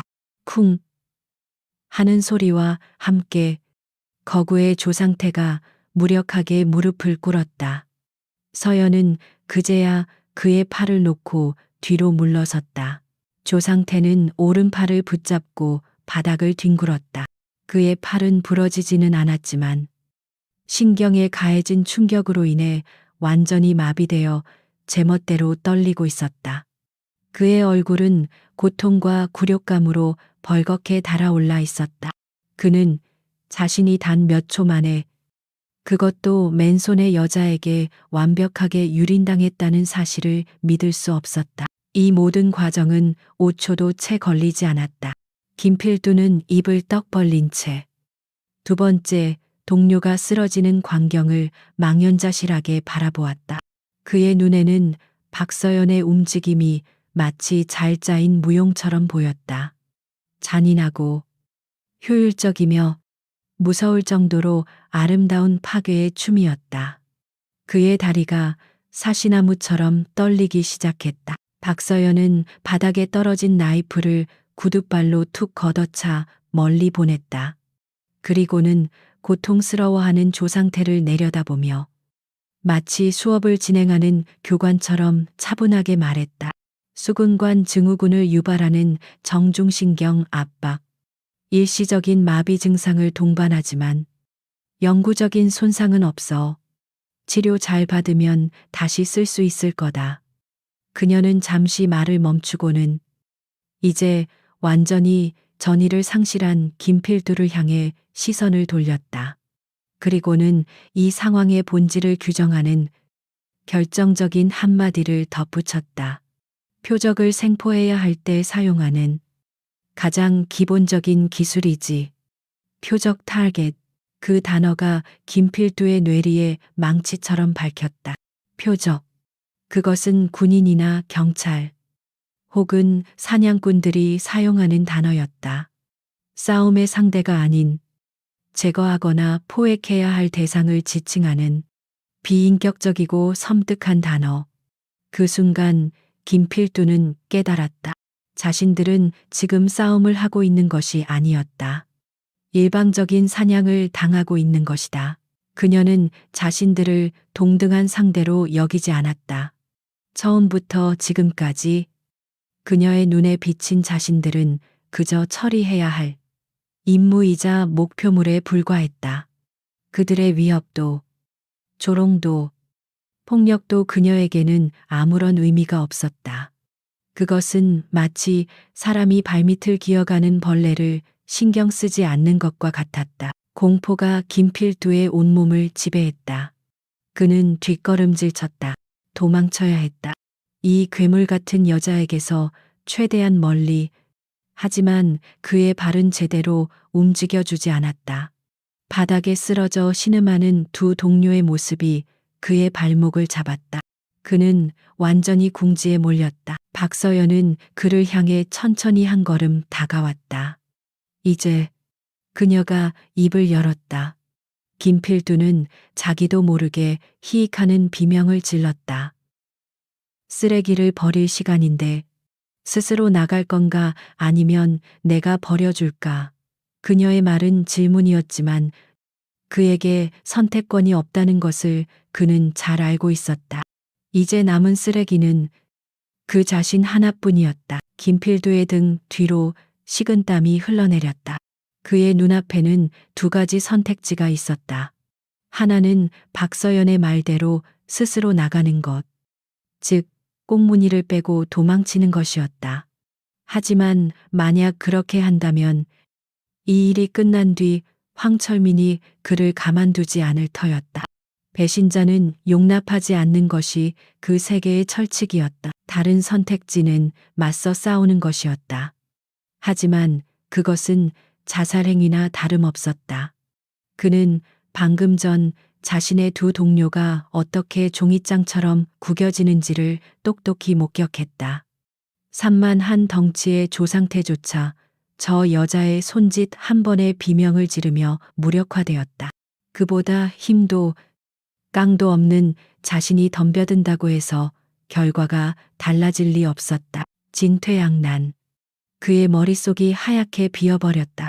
공포가 이성을 마비시키고 원초적인 생존 본능만이 남았다. 그리고 그 본능은 그에게 최악의 선택을 하도록 종용했다. 싸워서 이길 수는 없겠지만 최소한 싸우려는 신용이라도 해야만 나중에 변명이라도 할 수 있을 터였다. 그는 미친 사람처럼 눈을 부릅떴다. 그래, 이년아 죽고 싶어서 환장했구나. 내가 상대해주마. 그는 스스로를 세뇌하듯 고함을 질렀다. 그는 주변을 둘러보았다. 무기가 될 만한 것을 찾기 위해서였다. 그의 눈에 근처에 세워져 있던 플라스틱 입간판이 들어왔다. 미끄럼 주의. 그는 그것을 향해 달려가 양손으로 움켜쥐었다. 가볍고 볼품없는 무기였지만 지금 그에게는 지푸라기라도 잡는 심정이었다. 그는 입간판을 방패처럼 앞으로 내세우고 또 한편으로는 창처럼 휘두를 기세로 박서연을 향해 달려들었다. 죽어. 그의 입에서 절규에 가까운 외침이 터져 나왔다. 그의 공격은 기술도 전략도 없는 그저 공포를 감추기 위한 발악에 불과했다. 그는 입간판의 넓은 면으로 그녀를 찍어 누르려 했다. 박서연은 그의 처절한 몸부림을 무심한 눈으로 바라보았다. 그녀는 피하지 않았다. 뒷걸음질 치지도 않았다. 오히려 그녀는 달려드는 김필두를 향해 정면으로 한 걸음 내디뎠다. 그것은 상식에 반하는 움직임이었다. 무기를 든 상대에게 거리를 좁혀주는 것은 스스로를 위험에 노출시키는 행위였다. 하지만 그녀에게는 완벽한 계산이 있었다. 그녀는 김필두가 휘두르는 입간판의 공격 반경 안으로, 즉 가장 안전한 태풍의 눈으로 파고든 것이었다. 김필두는 자신의 무기가 너무 커서 오히려 눈앞의 적을 공격할 수 없는 어처구니 없는 상황에 빠졌다. 그가 당황하여 입간판을 회수하려 했을 때 서연의 반격은 이미 시작되고 있었다. 그녀의 움직임은 이전보다 훨씬 더 간결하고 빨랐다. 그녀는 왼손으로 그가 쥔 입간판의 한쪽 모서리를 가볍게 잡아 고정시켰다. 그리고 몸을 살짝 오른쪽으로 틀며 오른팔의 팔꿈치를 전방으로 쏘아 올렸다. 그녀의 팔꿈치는 조금의 오차도 없이 정확하게 김필두의 명치에 꽂혔다. 퍽. 살이 부딪히는 소리라고는 믿을 수 없는 둔탁하고 묵직한 충격음이 울렸다. 김필두의 몸이 활처럼 휘어졌다. 그의 폐 속에 있던 모든 공기가 단 한순간에 빠져나갔다. 그의 눈이 허옇게 뒤집혔고 입에서는 컥하는 소리 없는 비명이 새어나왔다. 그의 손에서 힘이 풀리며 미끄럼주의 입간판이 바닥으로 힘없이 떨어졌다. 박서연은 자신의 팔꿈치에 맞고 튕겨 나가려는 그의 몸을 놓치지 않았다. 그녀는 입간판을 잡았던 왼손으로 그의 머리채를 움켜쥐고 아래로 잡아당겼다. 동시에 그녀의 오른쪽 무릎이 솟구쳐 올라 아래로 숙여지는 그의 안면을 정확하게 가격했다. 이번에도 뼈가 부서지는 끔찍한 소리는 나지 않았다. 하지만 충격은 고스란히 그의 뇌로 전달되었다. 김필두의 의식은 거기서 끊겼다. 그의 몸은 실이 끊어진 마리오네트처럼 바닥으로 무너져 내렸다. 그는 미동도 하지 않았다. 단 2번의 공격. 조금의 낭비도 없는. 오직 상대를 무력화시킨다는 목적에만 충실한 완벽하게 통제된 폭력이었다. 이제 대합실에는 서 있는 사람이 단 2명뿐이었다. 박서연과 이 모든 광경을 처음부터 끝까지 공포에 질려 지켜본 김 할머니. 바닥에는 3명의 남자가 비참한 모습으로 널브러져 있었다. 황철민은 고통 속에서 간신히 상체를 일으키려다 마지막 희망이었던 김필두마저 쓰러지는 것을 보고 완전히 넋이 나간 표정이었다. 박서연은 바닥에 쓰러진 3 남자를 차례로 훑어보았다. 그녀의 임무는 끝났다. 터미널의 쓰레기들은 모두 깨끗하게 청소되었다. 그녀는 더 이상 그들에게 관심을 두지 않았다. 그녀의 시선은 이제 이 모든 일의 원흉, 황철민에게로 향했다. 그녀는 천천히 소리 없는 발걸음으로 황철민에게 다가갔다. 그녀가 한 걸음 다가올 때마다 황철민은 공포에 질려 바닥에 엎드린 채 뒷걸음질 쳤다. 조금 전까지 그가 내뿜던 포식자의 위용은 온데간데 없었다. 지금 그는 그저 겁에 질려 구석에 몰린 한 마리 생쥐에 불과했다. 마침내 서연의 발이 그의 바로 앞에서 멈췄다. 그녀는 그를 내려다보았다. 그녀의 눈에는 경멸도, 분노도, 동정심도 없었다. 그저 무한한 공허함만이 담겨 있었다. 그 무감정한 시선이 황철민에게는 그 어떤 물리적인 폭력보다 더 큰 고통과 굴욕감을 안겨주었다. 일어나, 서연이 말했다. 황철민은 그녀의 말을 듣지 못한 척 바들바들 떨기만 했다. 일어나라고 했다. 그녀의 목소리에 아주 미세한 그러나 날카로운 금속성이 섞였다. 황철민은 마지못해 비틀거리며 겨우 상체를 일으켰다. 그는 감히 그녀의 얼굴을 쳐다보지 못하고 고개를 숙였다. 너희 같은 부류들을 나는 잘 안다. 서연이 조용히 말했다. 너희는 약한 자들 앞에서만 강하지. 혼자서는 아무것도 아니기에 무리를 지어 위세를 과시하고 폭력으로 공포를 심어주지. 그 공포가 너희의 유일한 힘이니까. 그녀의 말 한마디 한마디가 비수처럼 황철민의 자존심에 밝혔다. 하지만 진짜 강함은 그런 게 아니야. 진정한 강함은 힘을 사용하지 않는 데서 나온다. 약자를 짓밟는 것이 아니라 지켜주는 데서 나오는 거지. 그녀는 바닥에 떨어진 황철민의 지갑을 발끝으로 툭 건드렸다. 지갑에서 동전 몇 개가 짤랑거리며 굴러나왔다. 그녀는 허리를 숙여 동전 하나를 주워들었다. 그리고 그것을 황철민의 가슴팍에 던졌다. 동전이 그의 옷에 맞고 떨어져 바닥을 굴렀다. 내가 그렇게 원하던 보호비다. 이걸로 내 상처나 치료해라. 그리고 다시는 내 눈앞에, 그리고 이분 앞에 나타나지 마. 그것은 마지막 확인 사살이었다. 황철민의 얼굴은 이제 하얗다 못해 파랗게 질려 있었다. 그는 육체적으로도 정신적으로도 완전히 패배했다. 그는 자신이 건드린 존재가 단순히 싸움을 잘하는 여자가 아니라는 것을, 자신이 감히 넘볼 수 없는 다른 차원의 존재라는 것을 뼈저리게 깨달았다. 박서연은 그에게서 등을 돌렸다. 그녀는 겁에 질려 구석에 서 있는 김 할머니에게로 다가갔다. 그녀의 얼굴에서 방금 전까지의 살기는 온데간데 없이 사라지고 다시 평범한 청소부의 무표정한 얼굴로 돌아와 있었다. 괜찮으세요? 할머니 그녀의 목소리는 부드러웠다. 김 할머니는 고개를 격하게 끄덕이며 눈물을 흘렸다. 고맙다. 아가씨, 정말 고마워. 그녀는 더 이상 말을 잇지 못했다.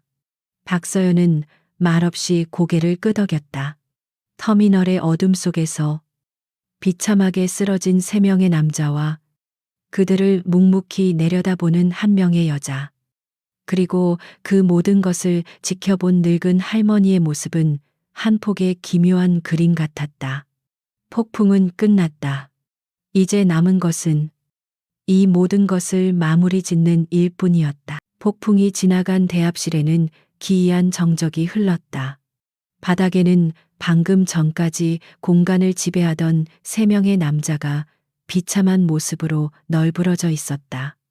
의식이 없는 김필두, 팔을 붙잡고 고통에 찬 신음을 흘리는 조상태, 그리고 모든 것을 잃은 사람처럼 넋이 나간 채 주저앉아 있는 황철민.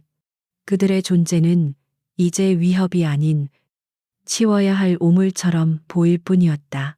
박서연은 그들에게서 완전히 등을 돌렸다. 그녀의 업무는 끝났다. 이제 남은 것은 사후 처리였다.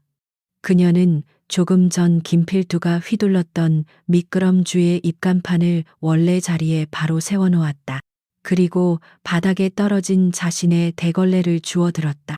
그녀의 움직임에는 방금 전 세 명의 건장한 남자를 제압한 사람이라고는 믿을 수 없는 평온함이 깃들어 있었다. 그녀는 겁에 질려 아직도 구석에서 떨고 있는 김 할머니에게 다가갔다. 할머니는 서연을 경외와 두려움이 뒤섞인 눈으로 바라보고 있었다. 자신을 구해준 은인이지만 동시에 인간의 상식을 뛰어넘는 힘을 가진 미지의 존재. 할머니는 감사를 표해야 할지 아니면 두려워해야 할지 갈피를 잡지 못하고 있었다. 서연은 그런 할머니의 마음을 읽기라도 한 듯 부드러운 목소리로 말했다. 이제 다 끝났습니다. 할머니, 다시는 저런 자들이 와서 할머니를 괴롭히는 일은 없을 겁니다. 그녀는 자신의 작업복 주머니를 뒤져 꼬깃꼬깃한 손수건을 꺼내 할머니에게 건넸다. 할머니는 떨리는 손으로 손수건을 받아들고 눈물을 닦았다. 그녀는 할머니를 부축하여 식당 의자에 앉혔다. 그리고는 자신의 청소 카트에 매달아 놓았던 낡은 보온병을 꺼내 뚜껑에 따뜻한 보리차를 따랐다. 놀라셨을 테니 따뜻한 물이라도 좀 드세요. 그녀의 행동은 너무나도 자연스럽고 일상적이어서 몇 분 전에 벌어졌던 끔찍한 폭력 사태와는 극명한 대조를 이루었다. 할머니는 보리차를 한 모금 마시고 나서야 겨우 정신을 차렸다. 아가씨, 대체 누구야? 할머니가 가장 궁금했던, 하지만 감히 물어보지 못했던 질문을 내뱉었다. 서연은 대답 대신 희미하게 미소 지었다. 그냥 청소부예요. 할머니. 그 대답은 거짓말이 아니었다. 적어도 지금의 그녀에게는 그것이 진실이었다. 그녀는 자리에서 일어나 대합실의 공중전화기 옆 가장 후미진 구석으로 걸어갔다. CCTV 사각지대. 그녀는 본능적으로 그런 장소를 찾아내는 습관이 있었다. 그녀는 주머니에서 물건을 하나 꺼내 들었다. 그것은 최신 스마트폰이 아니었다. 흠집 투성이에 투박하고 군용 장비를 연상시키는 구형 피처폰이었다. 세상과의 연결을 최소화하고 추적을 피하기 위한 그녀만의 생존 도구였다. 그녀는 익숙하게 버튼 몇 개를 눌렀다. 단축 번호 1번. 화면에는 독수리라는 이름이 떴다. 신호음은 2번 이상 울리지 않았다. 여보세요 라는 평범한 인사말 대신 소화기 너머에서는 낮고 중후한 그리고 극도로 훈련된 남자의 목소리가 들려왔다. 말해. 박서연의 목소리, 톤이 순식간에 변했다. 할머니를 대하던 부드러움은 온데간데 없이 사라지고 군인 시절의 날카롭고 절도 있는 어조가 되살아났다. 백호. 독수리 호출. 그녀의 입에서 나온 백호라는 코드네임. 그것은 그녀가 707부대에서 활동하던 시절 적들에게 공포의 대상이었던 그녀의 이름이었다. 수화기 너머의 목소리는 잠시 침묵했다. 그 침묵 속에는 놀라움과 당혹감이 섞여 있었다. 백호, 내가 어떻게 알겠다. 위치 상대방은 더 이상 질문하지 않았다. 그들의 세계에서 코드네임은 절대적이었다. 백호가 다시 연락했다는 것은 평범한 일이 벌어진 것이 아니라는 뜻이었다. 중부시외 버스터미널. 민간인 대상 폭력 사태 발생. 주동자 셋. 현재 모두 제압 완료. 서연은 군더더기 없이 상황을 보고했다. 그녀의 보고를 듣고 있던 황철민의 귀가 번쩍 뜨였다. 그는 고통 속에서도 백호라는 단어를 똑똑히 들었다. 어디선가 들어본 듯한 뒷골목의 전설처럼 떠돌던 그 이름. 수화기 너머의 독수리가 물었다. 경찰에 인계하면 될 텐데 굳이 나를 부른 이유가 있나? 그의 질문은 타당했다. 단순 폭력 사건이라면 굳이 옛 상급자이자 현재 국방정보본부의 고위 간부인 그를 호출할 필요가 없었다. 서연은 바닥에 쓰러진 황철민을 흘긋 쳐다보며 말했다. 주동자 중 한 명이 흑곰파와 연관된 것으로 추정됨. 단순 불량배가 아닐 가능성이 높다. 흑곰파. 그 이름이 나오자 수화기 너머의 분위기가 다시 한번 차갑게 가라앉았다. 흑곰파는 단순한 조폭 조직이 아니었다. 북한과 연계되어 각종 이권 사업과 불법 무기 밀매에까지 손을 대는 국가 안보를 위협하는 범죄 조직이었다. 황철민의 얼굴이 하얗게 질렸다. 그녀가 어떻게 흑곰파를, 그는 조직의 말단 행동대원이었지만 흑곰파의 이름이 가진 무게감을 잘 알고 있었다. 그것은 경찰이 아닌 국가가 상대하는 조직이었다. 그는 자신이 단순히 재수 없는 싸움에 휘말린 것이 아니라 거대한 음모의 한가운데로 스스로 걸어 들어왔다는 사실을 깨달았다. 알겠다. 독수리의 목소리는 이제 완전히 비상사태를 다루는 지휘관의 그것으로 변해 있었다. 상황 등급을 3급으로 격상한다. 현장 보존하고 대기해. 정리팀 보내겠다. 프로토콜은 델타로 진행하지. 요청 승인. 이상. 서연은 짧게 대답하고 통화를 끊었다. 프로토콜 델타. 그것은 일반적인 경찰이나 군의 개입이 아닌 국방정보본부 직속의 특수 현장 처리팀. 통칭 그림자들을 투입하겠다는 의미였다. 증거 수집부터 용의자 이송. 그리고 현장의 모든 흔적을 지우는 것까지. 그들은 법의 테두리 바깥에서 움직이는 비밀 조직이었다.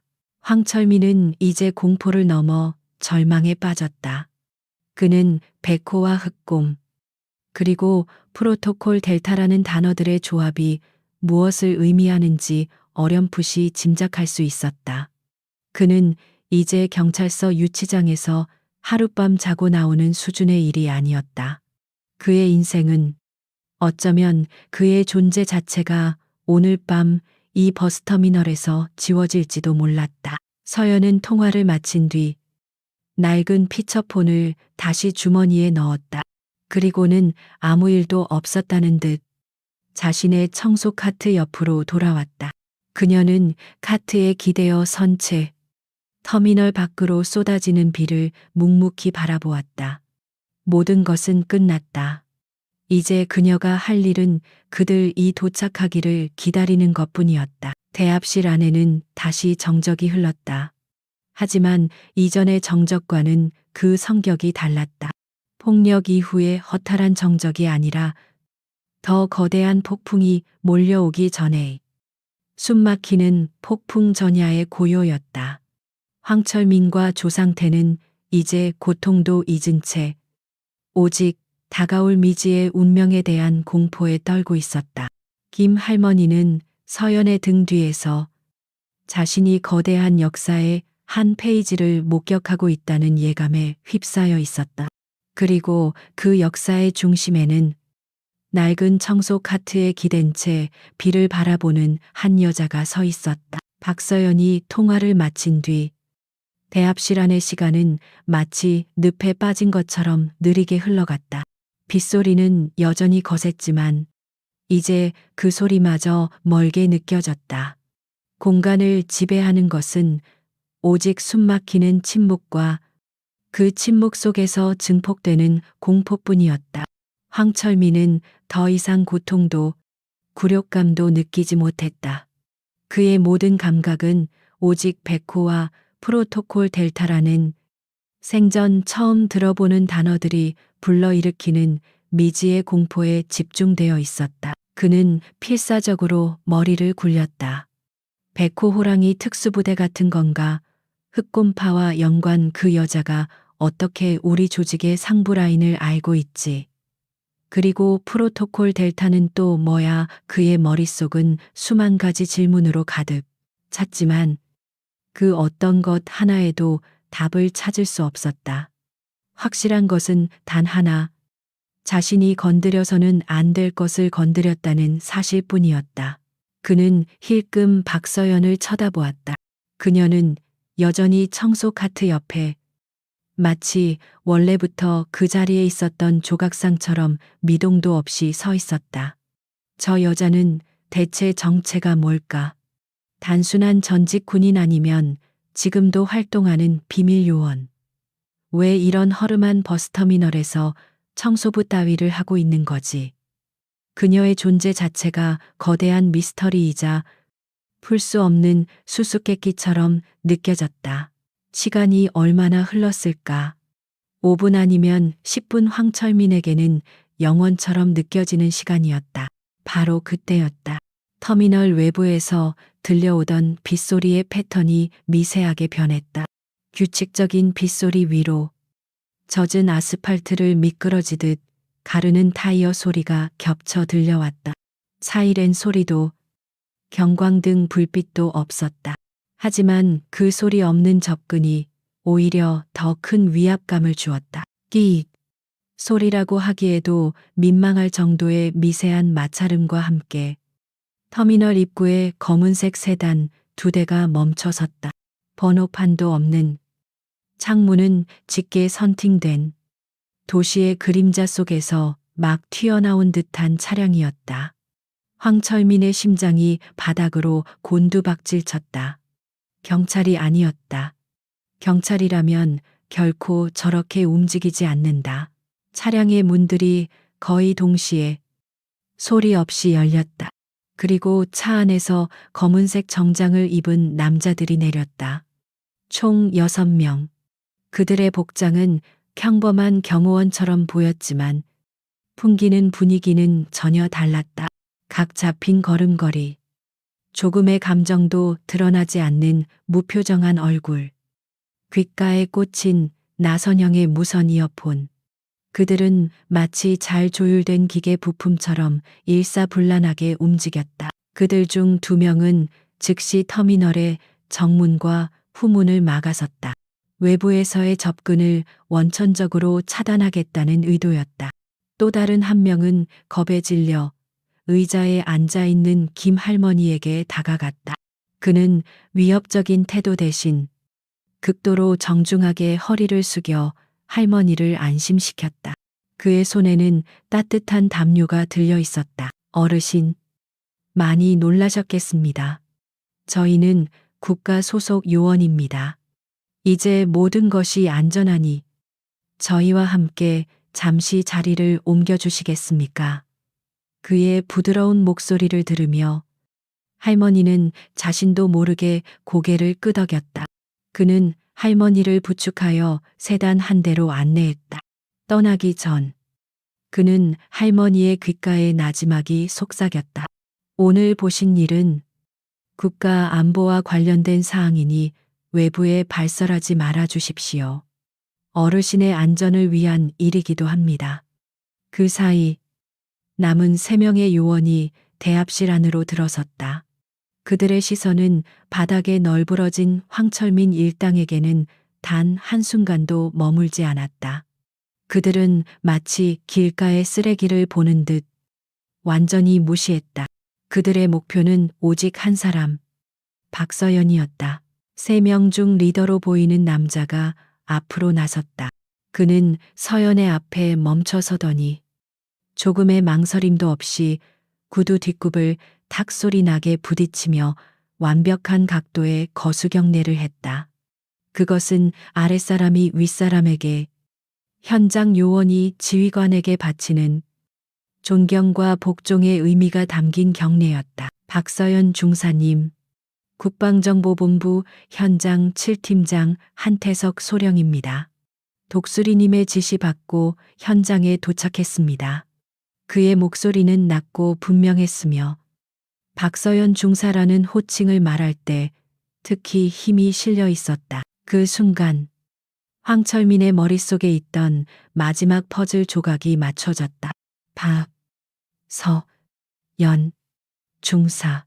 707부대의 전설적인 암호명, 백호. 그리고 자신들을 잡으러 온 국방정보본부 요원들. 이 모든 것이 하나의 끔찍한 진실을 가리키고 있었다. 그는 대한민국 최정예 특수부대 출신의 살아있는 전설을 건드린 것이었다. 서연은 한태석 소령의 경례를 가볍게 목례로 받았다. 수고 많군, 한 소령. 그녀의 목소리는 다시 평온을 되찾았지만 그 안에는 자연스러운 권위가 묻어 있었다. 그녀는 더 이상 청소부가 아니었다. 전설적인 특수요원 백호로 돌아와 있었다. 상황은 보고한 그대로다. 주동자, 셋, 모두 무력화시켰고 민간인 피해는 없다. 알겠습니다. 이제부터는 저희가 인계받겠습니다. 한 소령이 대답하고는 뒤에 있던 요원들에게 고갯짓을 했다. 요원들은 즉시 행동에 들어갔다. 그들은 황철민 일당에게 다가가 마치 물건을 다루듯 그들을 처리하기 시작했다. 경찰이 사용하는 은색 수갑이 아니었다. 그들의 손에는 훨씬 더 견고하고 한 번 채우면 절대로 풀 수 없는 검은색 플라스틱 케이블 타이가 들려 있었다. 요원 1명이 황철민의 팔을 뒤로 꺾어 케이블 타이를 채웠다. 황철민은 고통에 찬 신음을 흘렸지만 요원은 눈 하나 깜짝하지 않았다. 그는 저항하거나 변명하려는 생각조차 하지 못했다. 아니, 할 수 없었다. 이들에게는 그런 것이 통하지 않는다는 것을 본능적으로 알 수 있었다. 또 다른 요원은 조상태와 김필두를 같은 방식으로 결박했다. 그들은 쓰러진 자들을 일으켜 세우는 과정에서 불필요한 폭력을 사용하지 않았지만 그들의 모든 동작은 상대를 완전히 통제하는 냉혹한 효율성으로 가득 차 있었다. 마지막으로 요원들은 어디선가 꺼내온 검은색 두건을 그들의 머리에 씌웠다. 시야가 차단되자 황철민의 공포는 극에 달했다. 잠깐만. 나는 아무것도 몰라 시키는 대로 했을 뿐이야. 황철민이 비겁하게 외쳤다. 그는 흑곰파의 이름을 팔아서라도 살아남고 싶었다. 하지만 요원들은 그의 말을 완전히 무시했다. 그들은 3명의 범죄자를 마치 짐짝처럼 끌고 세단으로 향했다. 그들이 끌려가는 동안 또 다른 요원이 현장 증거를 수집하기 시작했다. 그는 바닥에 떨어진 조상태의 나이프를 핀셋으로 조심스럽게 집어 증거물 봉투에 넣었다. 한태석 소령은 그 모든 과정을 지켜보다가 다시 서연에게 몸을 돌렸다. 중사님은 이제 복귀하셔도 좋습니다. 남은 처리는 저희가 모두 맡겠습니다. 그리고 독수리님께서 오랜만에 얼굴 한번 보고 싶어 하십니다. 그의 말에는 업무적인 딱딱함과 함께 인간적인 배려가 묻어 있었다. 서연은 잠시 고민하는 듯 했다. 그녀는 다시 어둠 속으로 익명의 삶으로 돌아가고 싶었다. 하지만 그녀는 또한 알고 있었다. 오늘 밤의 일로 인해 그녀의 평범했던 삶은 이미 균열이 생겼다는 것을 알겠다. 나중에 내가 연락드린다고 전해줘. 그녀는 대답했다. 모든 상황이 정리되었다.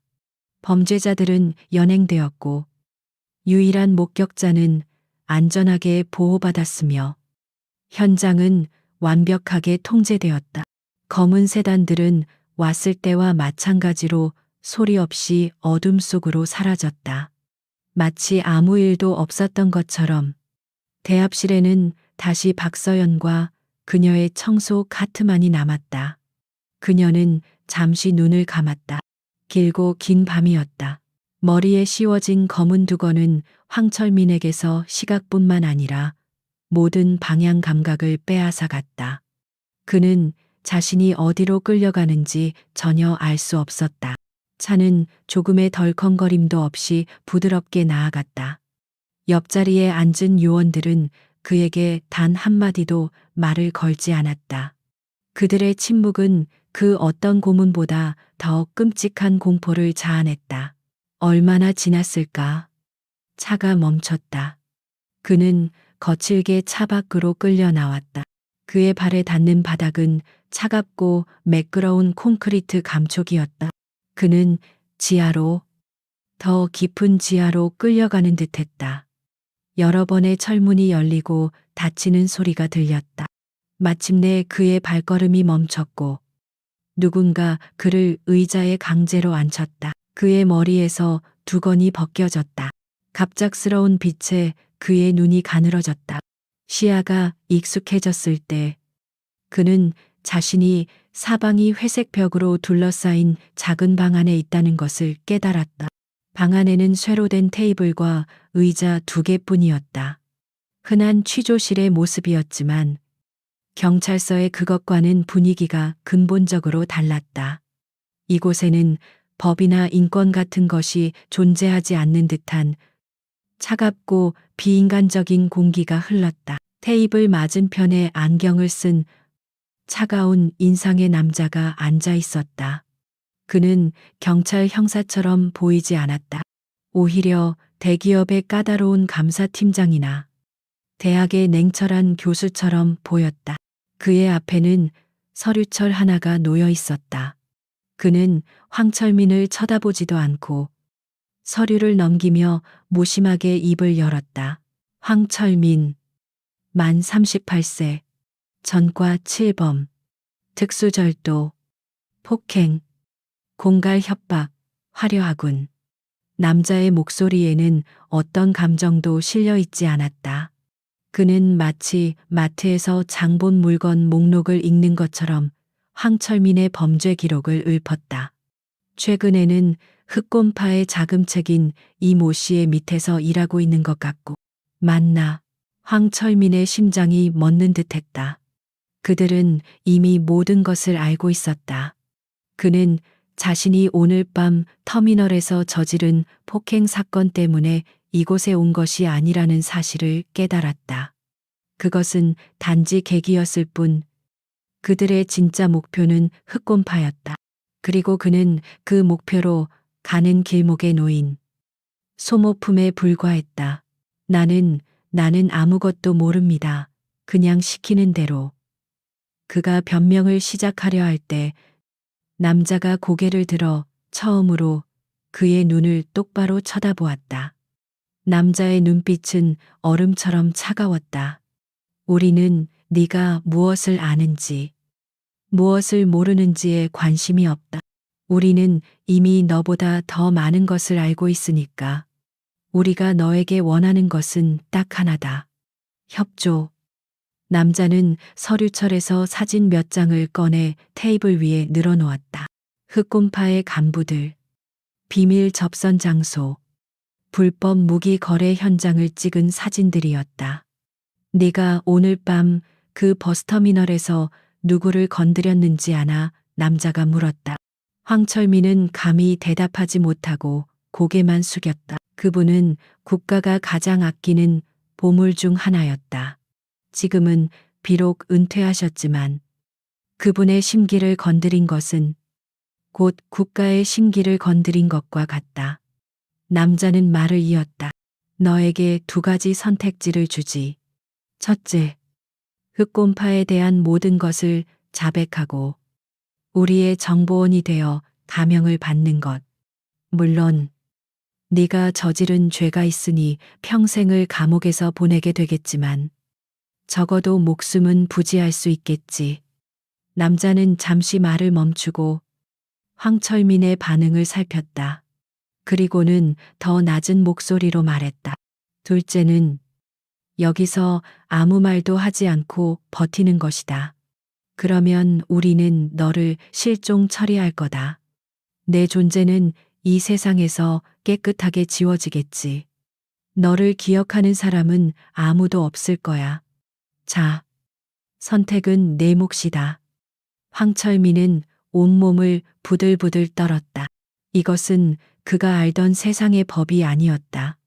이것은 국가라는 거대한 기계가 자신들의 목적을 위해 방해물을 제거하는 방식이었다. 그는 자신이 한낱 개미에 불과했다는 사실을 뼈저리게 느꼈다. 그의 눈에서 뜨거운 눈물이 흘러내렸다. 그것은 후회의 눈물이자 절대적인 공포에서 비롯된 눈물이었다. 한편 다시 버스터미널, 검은 세단들이 떠나고 난 뒤 대합실은 언제 그런 일이 있었냐는 듯이 평온을 되찾았다. 요원들은 떠나기 전 황철민 일당이 어지럽혔던 모든 것을 완벽하게 치워놓았다. 깨진 유리 조각, 흩어진 라면, 핏자국 하나 없이 원래의 모습 그대로였다. 마치 거대한 손이 나타나 악몽의 흔적을 깨끗이 지워버린 것 같았다. 요원 중 한 명이 김 할머니를 다시 식당 앞으로 데려다 주었다. 할머니는 아직도 꿈을 꾸는 듯한 표정이었다. 박서연은 그런 할머니의 곁으로 다가가 조용히 앉았다. 이제 대합실에는 정말로 두 사람뿐이었다. 서연은 자신의 보온병에 남은 마지막 보리차를 따라 할머니에게 건넸다. 이제 정말 괜찮다. 할머니가 떨리는 목소리로 말했다.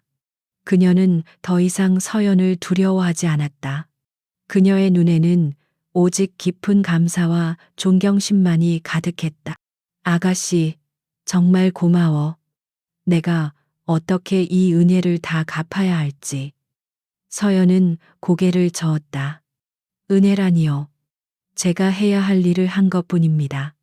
그녀의 대답에 할머니는 용기를 내어 다시 물었다. 아가씨는 정말 그냥 청소부가 아니지. 아까 그 사람들이 중사님이라고 부르던데. 서연은 잠시 창밖의 빗줄기를 바라보았다. 그녀의 눈빛이 아득한 과거를 헤매는 듯했다. 그녀는 천천히 입을 열었다. 오래전에 저에게 아주 소중한 전우가 있었습니다. 그는 저를 구하고 목숨을 잃었어요. 그리고 마지막으로 저에게 부탁했죠. 자신처럼 살지 말고 평범하게 살라고요. 그녀는 다시 할머니를 바라보았다. 그녀의 눈에는 희미한 슬픔이 어려 있었다. 저는 그 약속을 지키기 위해 군복을 벗고 이곳에 왔습니다. 조용히 아무도 모르게 사는 것만이 평범한 삶이라고 생각했죠. 하지만 오늘 밤 깨달았습니다. 진정한 평범함이란 불의를 외면하고 숨는 것이 아니라는 걸요. 할머니처럼 약한 분들이 안심하고 살아갈 수 있는 일상을 지켜주는 것. 그것 또한 제가 지켜야 할 약속의 일부라는 것을요. 그녀의 말에 김할머니는 눈시울이 붉어졌다. 그녀는 서연의 거친 손을 꼭 잡았다. 투박하고 굳은 살이 박인. 하지만 세상에서 가장 따뜻하고 든든한 손이었다. 아가씨 같은 사람이 있어서 나 같은 늙은이도 아직 살만한 세상이라고 느끼나 봐. 정말 고마워. 서연은 주머니에서 작은 메모지와 펜을 꺼냈다. 그리고 그 위에 숫자 몇 개를 적어 할머니에게 건넸다. 할머니, 이건 제 개인 번호가 아닙니다. 하지만 앞으로 또 이런 일이 생기거나 무슨 도움이 필요하시면 주저하지 말고 이 번호로 전화하세요. 그럼 누구든 반드시 할머니를 도와드릴 겁니다. 메모지에 적힌 것은 단 7개의 숫자로 이루어진 특수한 번호였다. 그것은 독수리, 즉 한태석 소령의 전임자이자 서연의 옛 직속상관이었던 국방정보본부 차장에게 직통으로 연결되는 극소수만이 아는 비상연락망이었다. 그것은 서연이 할머니에게 줄 수 있는 가장 확실하고 영구적인 보호막이었다. 그날 이후 버스터미널에는 기묘한 평화가 찾아왔다. 매일같이 상인들을 괴롭히던 황철민 일당은 증발이라도 한 것처럼 사라졌다. 아무도 그들이 어디로 갔는지 몰랐고 궁금해하지도 않았다. 그저 그들이 사라졌다는 사실만으로도 터미널의 공기는 한결 가벼워졌다. 상인들은 더 이상 누군가의 눈치를 보지 않고 편안하게 장사를 할 수 있게 되었다. 박서연의 일상은 변하지 않았다. 그녀는 여전히 매일 밤 같은 시간에 나타나 묵묵히 터미널 바닥을 닦았다. 하지만 이제 터미널의 상인들은 그녀를 다른 눈으로 바라보았다. 그들은 그날 밤의 진실을 알지 못했지만 그녀가 평범한 청소부가 아니라는 것, 그리고 터미널에 찾아온 평화가 그녀와 관련이 있다는 것을 어렴풋이 느끼고 있었다. 그녀는 터미널의 말없는 수호신이 되었다. 일주일이라는 시간이 흘렀다. 중부 시외버스 터미널의 시간은 예전과 다름없이 어쩌면 조금은 더 활기차게 흘러가고 있었다. 황철민 일당이 사라진 이후 터미널을 감싸고 있던 보이지 않는 위협과 삭막함은 거짓말처럼 사라졌다. 상인들은 더 이상 누군가의 눈치를 보지 않았고 그들의 얼굴에는 오랜만에 편안한 미소가 걸렸다. 김 할머니의 작은 간이 식당은 그 변화의 중심에 있었다. 할머니는 가게 앞에 작은 화분을 내놓았고 메뉴판도 새로 썼다. 예전에는 늦은 밤이 되면 무서워서 일찍 문을 닫기 일쑤였지만 이제는 마지막 버스가 떠날 때까지 손님들을 맞았다. 할머니의 어묵 국물은 유난히 더 맛있다는 입소문이 돌기 시작했다. 박서연의 일상도 그대로였다. 그녀는 여전히 매일 밤 같은 시간에 출근해 묵묵히 대합실 바닥을 닦았다. 하지만 그녀를 대하는 사람들의 태도는 미묘하게 변해 있었다. 아무도 그날 밤의 진실을 알지 못했지만 터미널에 찾아온 평화가 저 말없는 청소부와 관련이 있다는 것을 모두가 본능적으로 느끼고 있었다. 이제 상인들은 그녀를 그냥 청소 아줌마라고 부르지 않았다. 그들은 그녀에게 조용히 다가와 따뜻한 커피 한 잔을 건네거나 간 만든 붕어빵을 수줍게 내밀었다. 서연은 처음에는 어색해했지만 이내 그들의 작은 친절을 묵묵히 받아들였다. 그녀는 여전히 말수가 적었지만 더 이상 세상과 단절된 섬처럼 보이지는 않았다. 그날 밤도 서연은 마지막 청소 구역을 정리하고 있었다. 그때 그녀의 낡은 피처폰이 짧게 진동했다.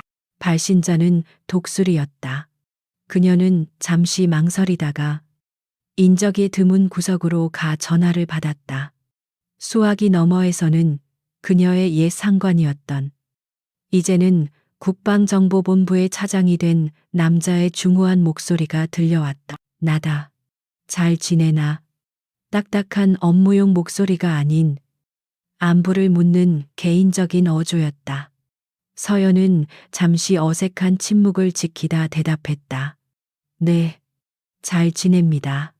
차장님이야말로. 그녀는 그의 새로운 직책을 부르는 것을 어색해했다. 하하. 아직도 그 딱딱한 말투는 여전하군. 그가 웃었다. 보고할 것이 있어서 전화했다. 자네가 넘겨준 황철민. 그자가 입을 연 덕분에 흑곰파의 국내 잠입 루트와 자금줄을 거의 다 파악했다. 조만간 대대적인 소탕 작전을 시작할 수 있을 것 같아. 자네가 또 한 번 큰일을 해낸 게야. 박 중사. 서연은 아무 대답도 하지 않았다. 그녀가 원했던 것은 그런 거창한 결과가 아니었다. 그녀는 단지 한 할머니의 평온한 일상을 지켜주고 싶었을 뿐이다. 다행이군요. 그녀는 짧게 대답했다. 상관은 그녀의 마음을 읽기라도 한 듯 목소리를 낮춰 말했다. 그리고 이진우 상사건은 여전히 내 마음의 빚으로 남아있다. 그 녀석. 살아있었다면 분명 자네를 자랑스러워했을 거야. 자네가 그의 마지막 부탁을 아주 훌륭하게 지켜내고 있으니 말이야. 그의 말에 서연의 마음이 흔들렸다. 저는 약속을 어겼습니다. 다시는 폭력을 쓰지 않겠다고 맹세했는데 그녀의 목소리에 아주 미세한 죄책감이 묻어나왔다. 아니, 상관의 목소리는 단호했다. 자네는 약속을 지킨 게야. 진우가 말한 평범한 삶이 불의를 보고도 눈을 감는 비겁한 삶을 의미하는 건 아니었을 테지.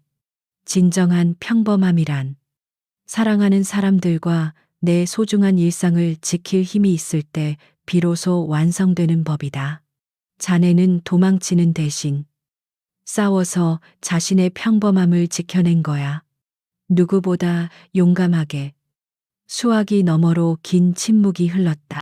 상관의 말은 그녀가 지난 일주일 동안 마음속으로 되뇌었던 생각과 정확히 일치했다. 그녀는 오랫동안 자신을 올가매던 죄책감과 약속의 무게에서 벗어나 비로소 자유로워지는 것을 느꼈다. 그녀는 약속을 어긴 것이 아니었다. 오히려 그녀만의 방식으로 그 약속을 완성해가고 있었던 것이다. 고맙습니다. 서연이 진심을 담아 말했다. 그렇게 말씀해 주셔서 정말 고맙습니다. 그녀는 전화를 끊고 천천히 대합실을 둘러보았다. 새벽의 푸른빛이 커다란 창문을 통해 스며들어오고 있었다. 밤새 북적이던 터미널은 이제 고요한 안식의 시간을 맞이하고 있었다. 그녀는 자신의 청소 카트를 밀고 출입구로 향했다. 막 첫 차를 타기 위해 들어오던 한 젊은 엄마가 그녀에게 가볍게 목례를 했다. 서연도 무심코 고개를 숙여 답했다. 그녀의 입가에 누구도 본 적 없는 아주 희미한 미소가 떠올랐다. 그녀는 더 이상 과거에 갇힌 유령도 세상과 단절된 이방인도 아니었다. 그녀는 이 버스터미널의 청소부이자 밤의 수호자였다. 그녀는 총 대신 대걸레를 들었지만 그녀가 지키고자 하는 대상은 변하지 않았다. 바로 이 땅의 평범한 사람들, 그리고 그들이 살아가는 소중한 일상. 그녀는 앞으로도 계속 이곳에서 자신만의 방식으로 죽은 전우와의 약속을 지켜나갈 것이다. 서연은 터미널 밖으로 나섰다. 밤새 내리던 비는 그치고 동쪽 하늘이 맑게 개어오고 있었다. 상쾌한 새벽 공기가 그녀의 폐부를 가득 채웠다. 그녀는 깊게 숨을 들이쉬고 새로운 하루를 향해 첫걸음을 내디뎠다. 그녀의 등 뒤로 평화로운 새벽이 밝아오고 있었다. 화면 전환. 나레이터의 목소리. 오늘 이야기는 어떠셨나요? 버스터미널의 이름 없는 청소부가 사실은 최정예 특수부대 출신의 인간병기였다는 한편의 영화 같은 이야기였습니다. 우리는 종종 겉모습만 보고 사람을 판단하는 실수를 저지르곤 합니다. 하지만 진정한 강함은 화려한 겉모습이나 요란한 목소리에서 나오는 것이 아닐지도 모릅니다. 묵묵히 자신의 자리에서 제 할 일을 다하며 소중한 사람들의 평범한 일상을 지키기 위해 기꺼이 자신을 희생하는 사람. 박서연 전 중사와 같은 숨겨진 영웅들이 어쩌면 우리 주변 어딘가에 지금도 살아가고 있을지 모릅니다. 여러분은 오늘 이야기에 대해 어떻게 생각하시나요? 여러분이 박서연이었다면 어떤 선택을 하셨을 것 같으신가요? 오늘 이야기가 통쾌하고 짜릿하셨다면 좋아요 한번 꼭 눌러주세요. 그리고 앞으로도 저희가 들려드릴 불의에 맞서는 통쾌한 사이다 이야기들을 놓치고 싶지 않으시다면 구독과 알림 설정도 잊지 마시기 바랍니다. 여러분의 생각을 댓글로 남겨주시면 저희에게 큰 힘이 됩니다. 시청해 주셔서 감사합니다.